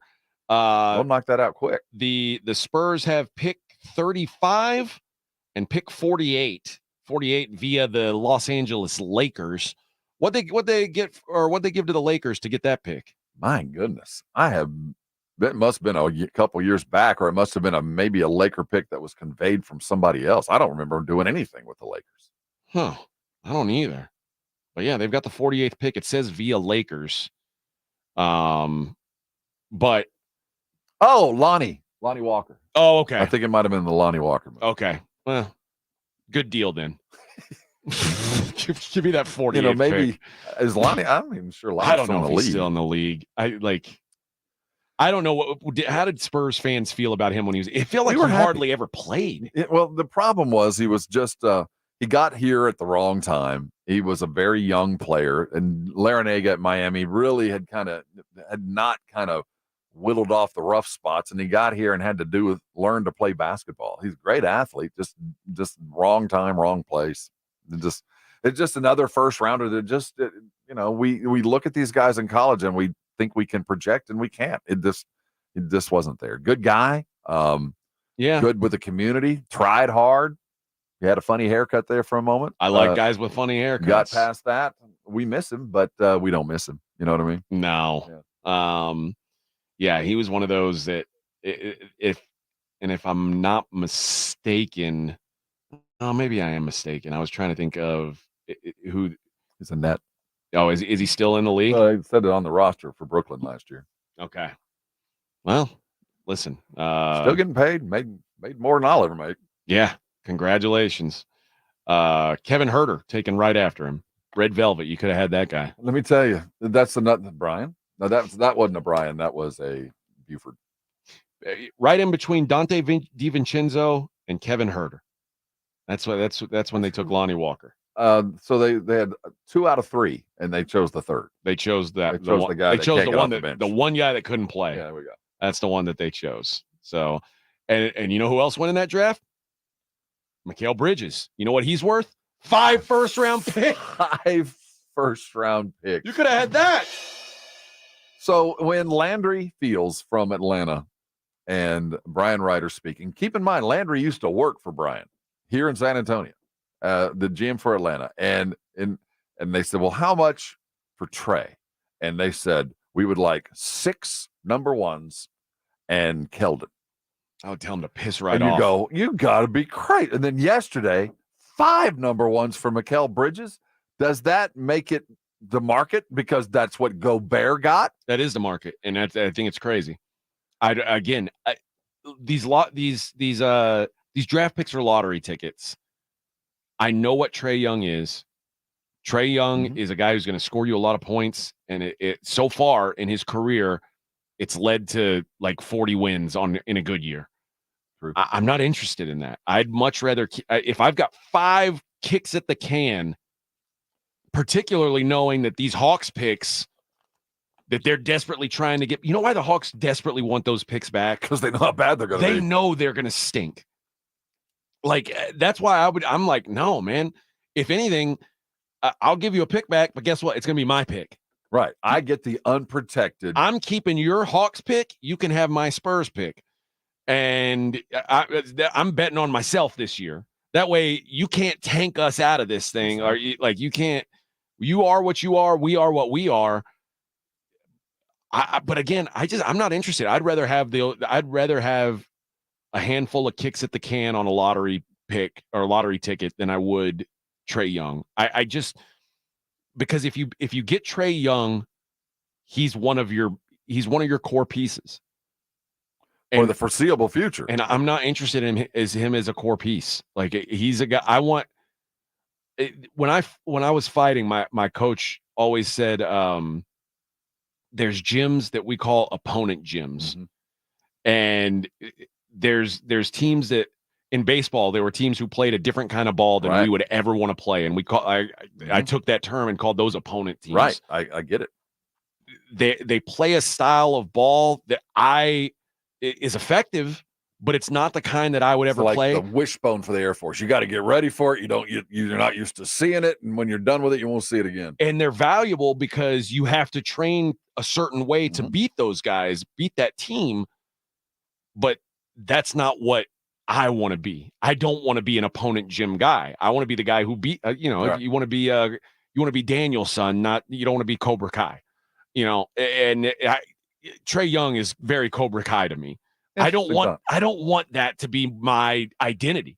If I'm the Spurs, I don't want like all these posters that have Wemby on them. I like that, and like I love picturing the different guys that could be on a poster around him. The last thing I want is Trey Young with that goofy face and his goofy hair on the same poster on the same the program that they hand out at the stadium. I don't want Trey Young on there. Okay, is it the price? Because I'm at this point with Trey, I do think he would add a lot. I think he would preclude a lot. And if it was to happen tomorrow, depending on the price, I don't think I'd be up to that. But I don't want to spend too much. Is there a price at which you'd go? I hate that poster right there. Look at that. Who wants that? Who wants a poster with Wemby, Trey Young, and Jeremy Sohan? Devin Vassell's not happy with this one. I wouldn't be either. Is there a price where you would go, I'll give you more current talent and fewer picks? Would you go, all right, I'll give you Devin and Keldon and 2 number ones? To me, it's more about the salary cap that's taken up by a guy like Trey Young. And I get the sense the Spurs feel the same way you do. Because you can really, in this day and age, you can only have 3 guys that are like that. And Wemby's not paid like one yet, but he's going to be. He's one of them. You got allocated, yeah. So you have to get married to 3 players. Sometimes it's just 2. But and the worst thing would be if it ends up being just 2 and it's Wemby and Trey Young. Like I don't think Trey Young's good enough to be the second best player on a title team. Ooh, obviously the Spurs don't feel that way. I think that they saw the price, and I think it was represented in that Mikal Bridges thing. But I do believe that move with the Spurs trading number 8 and getting the 2 futures, and they're deep in the future, tell me that they're going to be active in free agency. They're not going to chase Trey. I don't think they are, but they're going to spend those picks and a little bit more.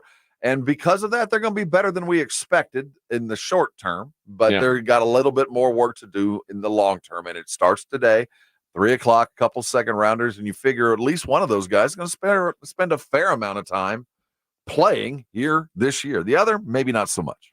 Yeah, I agree. And don't be shocked. Excuse me. Don't be shocked if I've seen this guy's name a bunch. Juan Nunez. Yeah, his name keeps coming up. I couldn't tell you the first thing about him.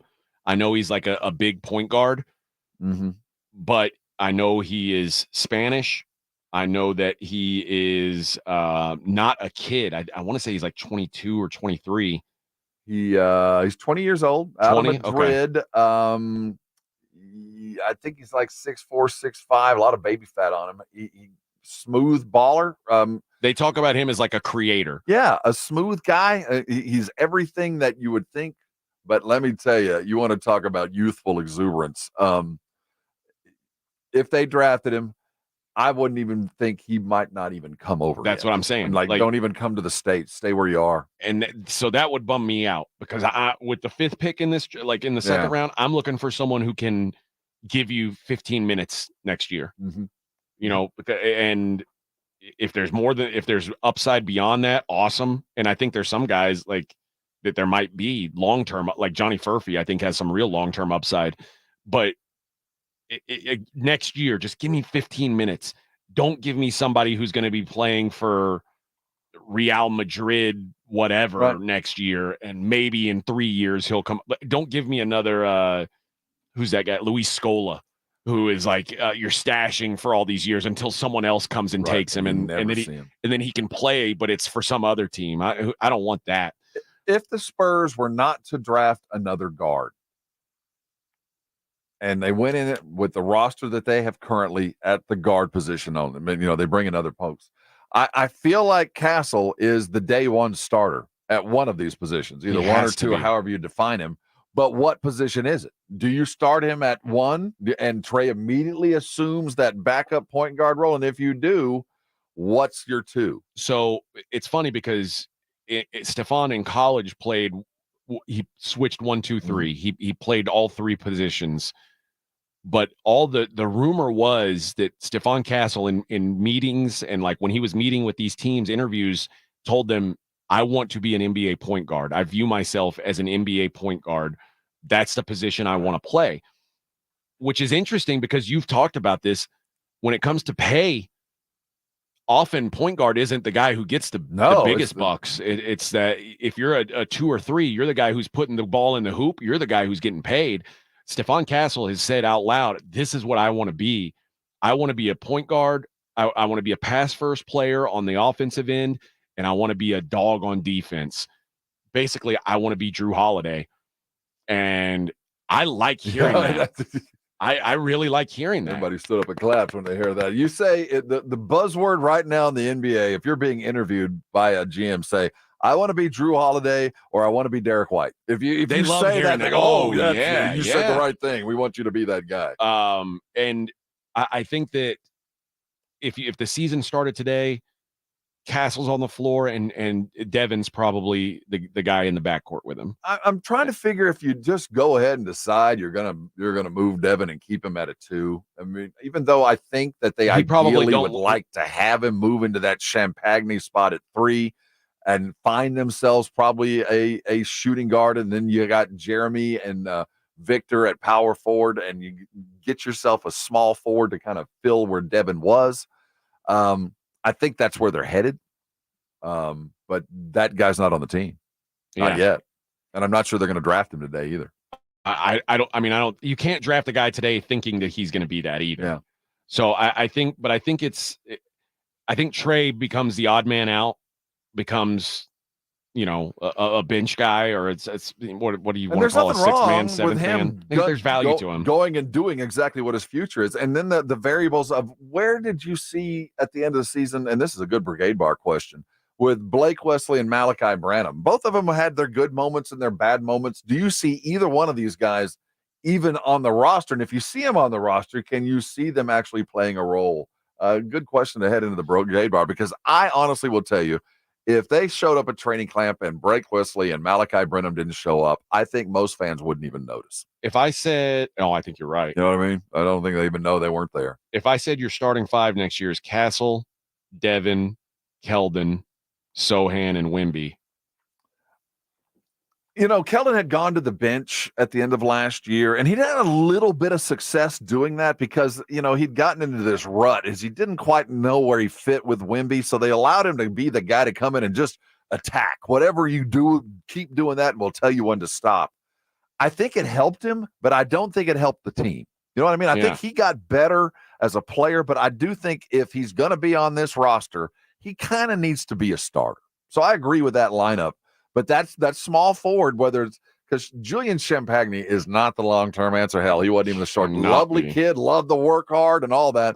The small forward problem needs to be addressed, or the shooting guard, because we got to figure out where Devin's going to move Devin to the 3 if you needed to. And then I think we're comfortable at our starting 5 with the season beginning, and we'll talk about Zach and Keldon and those guys that are going to be here next year and how they're going to fill in the gaps in between here, because there's another guy that we need to talk about. Sidy Cissoko was an afterthought last year. He had a good year in Austin. He's not ready to come to the Spurs on a more regular basis, but I do think we're going to start seeing him a little bit more than we did before, and he could be the guy that the Spurs go, you know what? If we're drafting an 18 euro that looks just like Sidy, why don't we just focus on Sidy? I would also guess now, if you would, assuming this Juan Nunez thing doesn't happen, assuming they don't take a Euro, if they take an American player that they plan on having on the roster next year, I would be shocked if his position isn't either SG or SF. Absolutely. And now the good thing is there's Johnny Furphy available in the second round. Your kid. Justin Edwards, who I like. Right. Cam Spencer's in Harrison Ingram, those guys that I talked about who were once looked at as super high upside guys. Kevin McCullough is one of those guys. Those are all guys who you may get more bang for your buck out of them than what their draft position is. Those would be Pelle Larson, the kid from Arizona, is a baller. There's a lot of those guys available today, so I wouldn't be shocked if one of those guys is the answer. The good news is it's the most difficult position to separate yourself and be great small forward, but it's also the most applicable position in the world. There's a lot of NBA guys that are 6'9", that can run like the wind, jump out of the gym, and hit a three. All right, let's hit a break. It's the Morning Huddle, 941 San Antonio Sports Star. Tri-County Meat Market. It's almost the weekend. You better be thinking about what you're doing. You know, one of the great things about heading over to Tri-County Meat Market is the surprises. When you walk in, they might be sampling something different. You might see something that you hadn't seen before. But take your time and walk through the store. Find that unique rub, that unique spice that you're not going to find anywhere else. The thing that you're going to add in later on that separates you from not just a guy standing over a hot flame, but a griller, a chef. Those types go to Tri-County because they know a great meal starts with great meat. And Tri-County's got specials for you every week. They're going to start stacking them deep today and all weekend long. Go by and get the deal of the weekend. But there's deals that they're always in play, like the 5 for 25. 5 items. I'm including meat and produce and canned goods, all that. You got 5 items. You throw them in a bag. That's your choice. $25. I promise you there's 3 meals in that bag. It's the best deal in San Antonio. You're looking for, going to do some burgers and some dogs. Don't trust on some factory someplace else. House-made dogs, the likes of which you're not going to find anywhere else. And, of course, those sirloin burgers are outstanding. That's why I go to Tri-County. You should head over to there today. Save yourself some money. Put some good meat on the grill, and I know you're going to be thanking me later. It's The Blitz with Jason and Joe. Afternoons at 2. First round of the NBA draft is in the books. All the reaction to what the San Antonio Spurs did last night. Plus, we're going to be broadcasting some live racing because The Blitz is live at Retama Park as live racing returns. And come meet the new guy, the San Antonio Sports Stars family, A.J. Hoffman, sitting in for a vacationing Joe Schlossnagle. The Blitz with Jason and Joe. Afternoons at 2 on 94.1 San Antonio Sports Star. The light is fading, your hands are sore, and the last tool has been put away. Now is the time to feel the satisfaction that comes with a job well done. But when you get your tools from Harbor Freight, something about the job feels a little different. Your wallet. Because we believe that everyone deserves hardworking tools at hardworking prices. And that's what we have here. So, whatever you do, do it for less at Harbor Freight. Life hack number 7. Get an iPhone 12 on Straight Talk. Life hack. Here's how it works. You walk into Walmart, go to the electronics section, ask for iPhone 12 with 5G and a dual camera system, and select the new Silver Unlimited plan. They'll smile because it's a good plan. You get real unlimited data all for just $20 a month for the whole first year. Get it at Walmart or StraightTalk.com. Straight Talk. Less dollars, more sense. Taxes and fees apply. Requires activation of iPhone 12 and a new Silver Unlimited plan or higher end auto pay enrollment. $25 a month service credit applied for up to 12 months if eligibility requirements are met. For network management practices, visit StraightTalk.com. With a true Vegas feel, the Big Blind is the premier poker room in San Antonio, featuring an upscale environment catering to players from all abilities. From high-octane tournaments or lively cash games, the Big Blind has a game for everyone, including blackjack tournaments. From the owners of the Roo Pub and the Angry Elephant, the Big Blind is locally owned and operated, offering daily cash games to daily, weekly, and monthly tournaments. Learn more online at thebigblindsa.com. The Big Blind at 281 and Redland Road. Did somebody say free diamond bracelet? That's right. Diamonds Direct is expanding upon their best offer yet. Make any purchase this month and receive a free diamond tennis bracelet valued at $2,000. That's right. Any engagement ring, any diamond necklace, any timepiece. Purchase any item valued at $10,000 or more and receive a stunning diamond tennis bracelet at no extra cost. Every purchase of $10,000 or more qualifies. So hurry into Diamonds Direct. Your chance to get a free tennis bracelet ends June 30th. Details at diamondsdirect.com.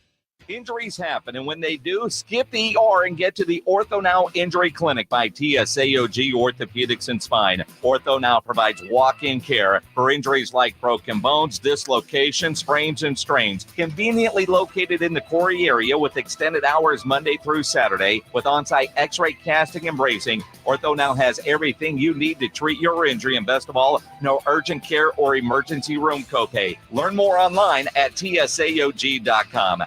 Texting privacy policy and terms and conditions posted at textblend.us. Texting enrolls for recurring automated text marketing messages. Message and data rates may apply. Reply stop, opt out. Go to nomoredraftywindows.com for full offer details. Homeowners, ready to replace your windows or patio doors, but think it's going to be too expensive? Well, think again, because with Renewal by Andersen, you can get top quality, affordable windows and patio doors for no money down, no payments, and no interest for 12 months. That's right. You don't pay a dime for an entire year. Just text LONG to 200-300 right now for your free in-home window consultation and free price quote. Upgrade your home with new energy-efficient windows and doors installed by certified master installers from Renewal by Andersen and get their best in the nation 20-year warranty. Renewal by Andersen is the company with the most 5-star reviews among leading full-service window replacement companies. Act now and get your windows and patio doors for no dollars down, no payments, and no interest for an entire year. Plus, save $359 off every window and $887 off every door. But hurry, these big dollar savings end this month. Text LONG to 200-300. Text the word LONG to 200-300. Don't wait. Text LONG to 200-300.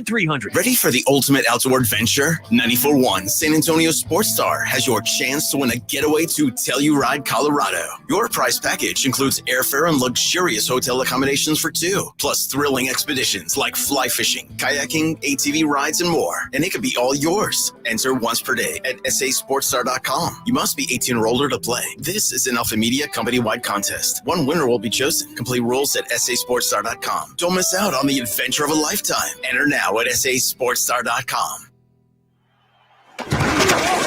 You're listening to the Morning Huddle with AJ Hoffman and Rob Thompson.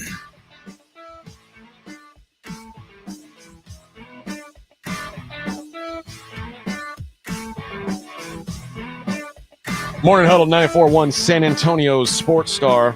Got some, maybe I'll save these. Got some odds for you. We are going to do the daily lines next, so maybe I'll save that. Are they odd odds? Well, they're odds on Rookie of the Year next year. Yep. Ooh. And Defensive Player of the Year. Well, I'll what's the money line on the Defensive Player of the Year? We should put that in now before it's off the board. It's going to be off the board day 2 of the season for DPOY. 2-3. There we go. So minus money on Victor Wembanyama. I'll give you some of the other ones next segment, but I do think there's a couple guys where you could look at it and go, well, that's kind of decent value if you think that Wemby's not the slam dunk home run guy. And really, it's probably like if Wemby stays healthy, chances are good he's going to win it. But I'll do this instead of we'll do that in the next segment. The fights this weekend, Yuri Prochazka and Alex Pereira, we were talking about. Yuri Prochazka did an interview, and Yuri is like a very he's a fun character. He reminds me of like a guy you would play with on a video game. Like he's got the top knot. His whole head is shaved, and he's got a top knot.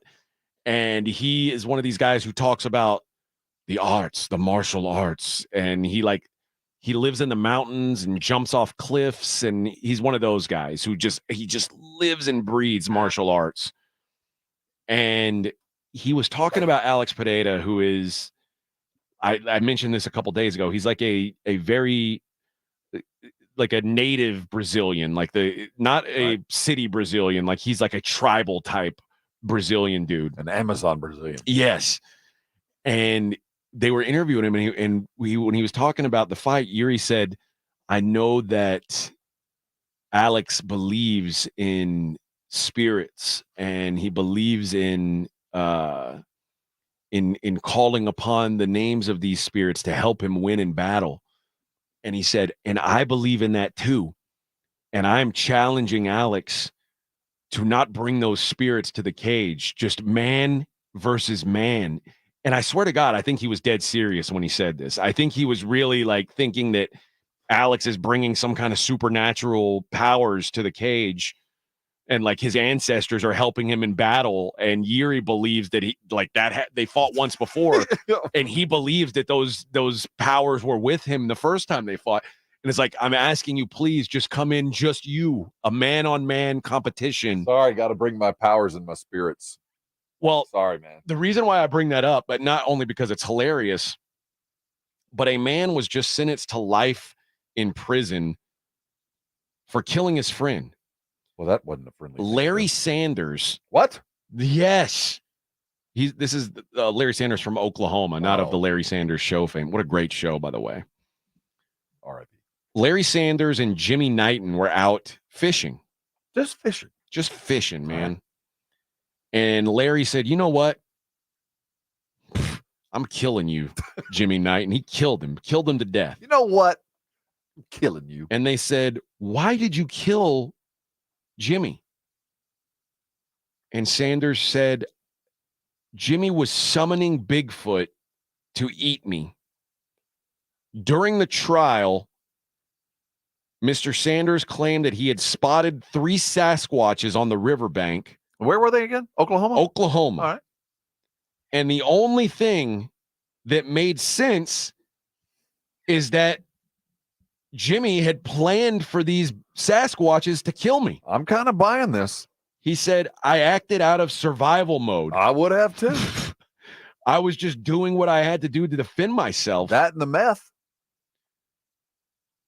Sanders reacted vehemently to the prosecutor reading tweets mocking the Sasquatch claim, posts which Sanders dismissed as irrelevant. The tweets were intended to illustrate the public mockery of the situation, which we would never do. No, that's not our job. The judge eventually booted Sanders from the courtroom, and he declined to return to hear his sentence delivered. I mean, so I guess it was guilty. Oh, yes. That innocence from the Yeti life assault in prison plea didn't work. Like, imagine I kill you, Rob, and I say, why'd you kill him? He was calling upon Bigfoot. He wanted talker. Bigfoot to kill me. Well, I've heard that there are Yetis or Bigfoots or Sasquatches in Oklahoma. They're all on the softball team. And they all play for the Sooner national champion softball team. That pitcher, oh my gosh! You talk about trap hair. So they didn't mention meth. There was no mention of meth, any sort of hallucinogenic or some sort of. Now his lawyer says drug. His lawyer says that they're not. The U.S. legal system is failing people who are dealing with mental illness. Oh, I thought we were talking failing the Yeti deniers. Oh, yeah, and also they failed those. them too. Also those, but yeah. I think if you were pleading that you killed a guy because he had sicked a bunch of Sasquatches on him, that probably shouldn't have gone to trial and probably should have been dealt with medication in a soft, padded room. Trembling Hills. Well, there was a story from maybe a month or two ago where a guy had in Washington had called the cops. He called the sheriff and said, hey, if I shoot Bigfoot, am I going to go to jail? Like, is it Sasquatch season? And he said, well, do you have a tag? Have you bought your Sasquatch tags? He said, listen, if I see one, I'm only going to shoot a male. I won't shoot a female Sasquatch. And I mean, the sheriff said, hey, you need to call the Department of Fish and Wildlife.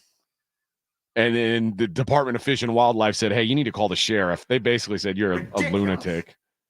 But well, I appreciate that he wanted to make sure that he wasn't breaking a law. That's true. Like, hey, game warden, just so you know, I've come up here to take down a Yeti, and I just want to make sure I'm not breaking any local laws or customs. In 1969, Skamania County passed a law forbidding the harming of Sasquatch. Doing so would result in a $1,000 fine and a year in jail.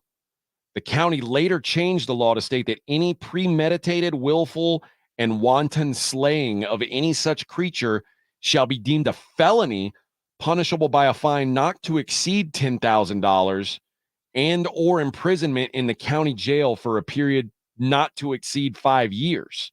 But it's unclear if Stevens County, where this man was trying to hunt, has that law.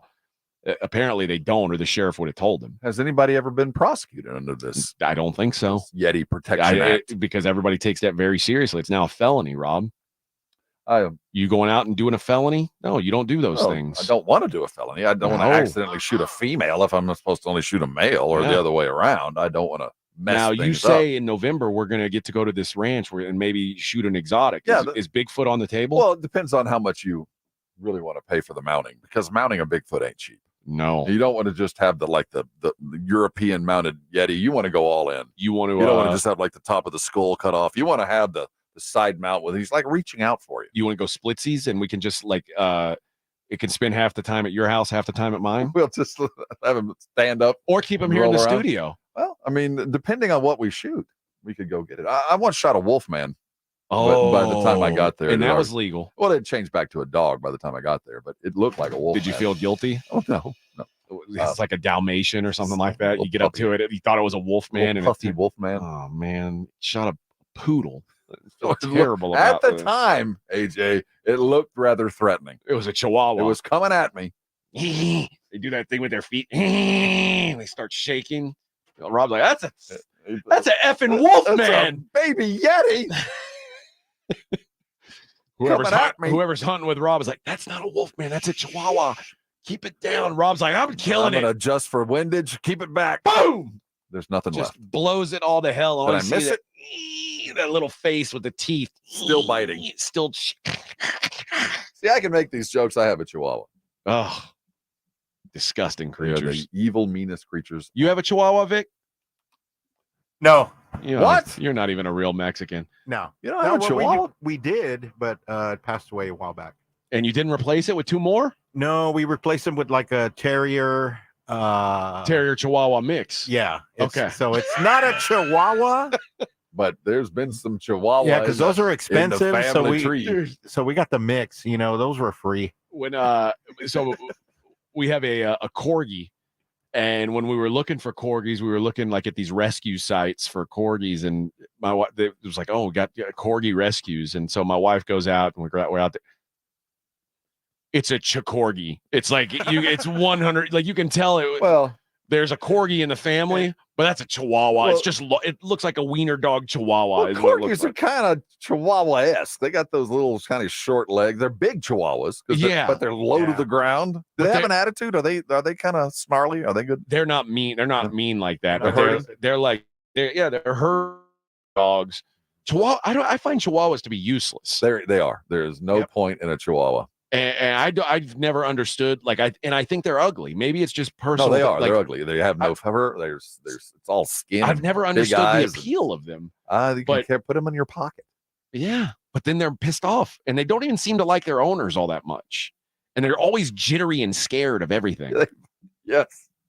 Yep, that's my dog. They're always nervous. Like they just smoke crack, and the cops are everything around. could crush them. That's Everything true. around them could kill them. All right, when we come back, the daily lines. We'll get out to Vegas. We'll see these Rookie of the Year odds. We'll see Defensive Player of the Year odds. Check in on some baseball. Morning Huddle on 94.1.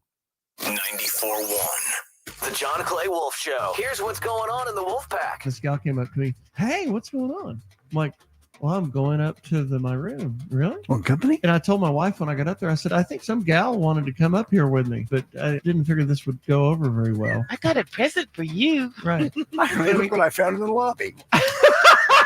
She followed me home. The John Clay Wolf Show. Catch the John Clay Wolf Show Saturdays from 9 a.m. to noon right here on San Antonio Sports Star.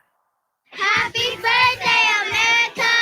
Mr. W Fireworks has been your family-owned and operated fireworks provider since 1963. We are proud to guarantee the lowest prices on fireworks around. And the biggest selection, too. That's right. Here at Mr. W Fireworks, we have the lowest prices on fireworks in the area and with the biggest selection to choose from. At Mr. W Fireworks, we have been doing this a long time. We never charge any hidden fees, and we pass our savings down to the customer. Find our location near you at MrWFireworks.com. Do you owe back taxes or have unfiled tax returns? The IRS won't quit until they get your money. Here's great news, fresh from those in the know. Major changes have happened at the IRS. If you owe more than $10,000, you may be eligible for a 99% reduction of what you owe. Haven't filed a return for a while? Their happy clients are talking. The IRS was going to levy my bank account, but Guardian was able to prevent that and fix all my IRS issues. Thanks again, Guardian Tax. Need relief from crushing tax debt? The IRS now has special programs. Guardian Tax knows all about them. Personal or business, this is the fresh new break you've been hoping for. We aren't the company you call when you need a hug because you're scared of the IRS. Guardian Tax is the company that wins when you need it most. Guardian Tax Service is really great to work with.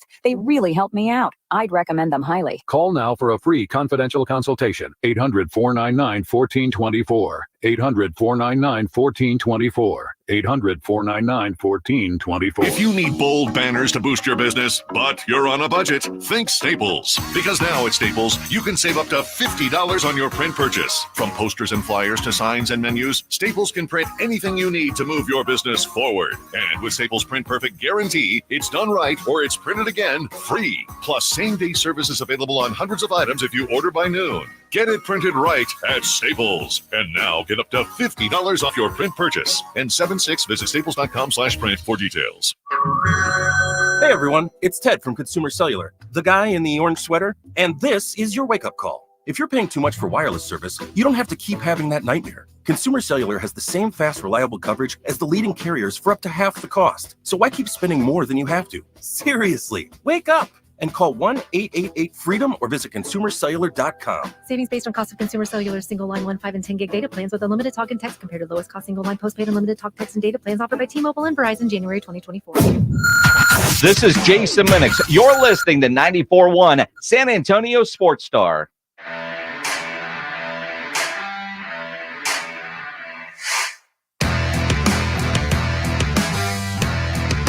Huddling up! 94.1 San Antonio's Sports Star. Let's do what we always do to wrap up our day and take a look at the daily lines.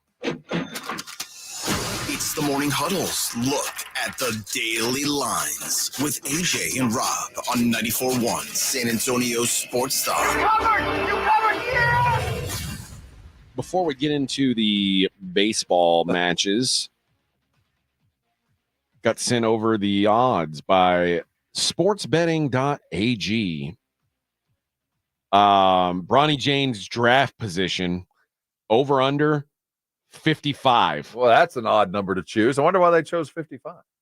Not 55 and a half, not 54 and a half. Where do the Lakers pick at 55? 55. It sounds like they're looking for a whole bunch of push is what they're looking for. Do you feel like do you feel like there's going to be any pressure to sign him to a non two-way deal?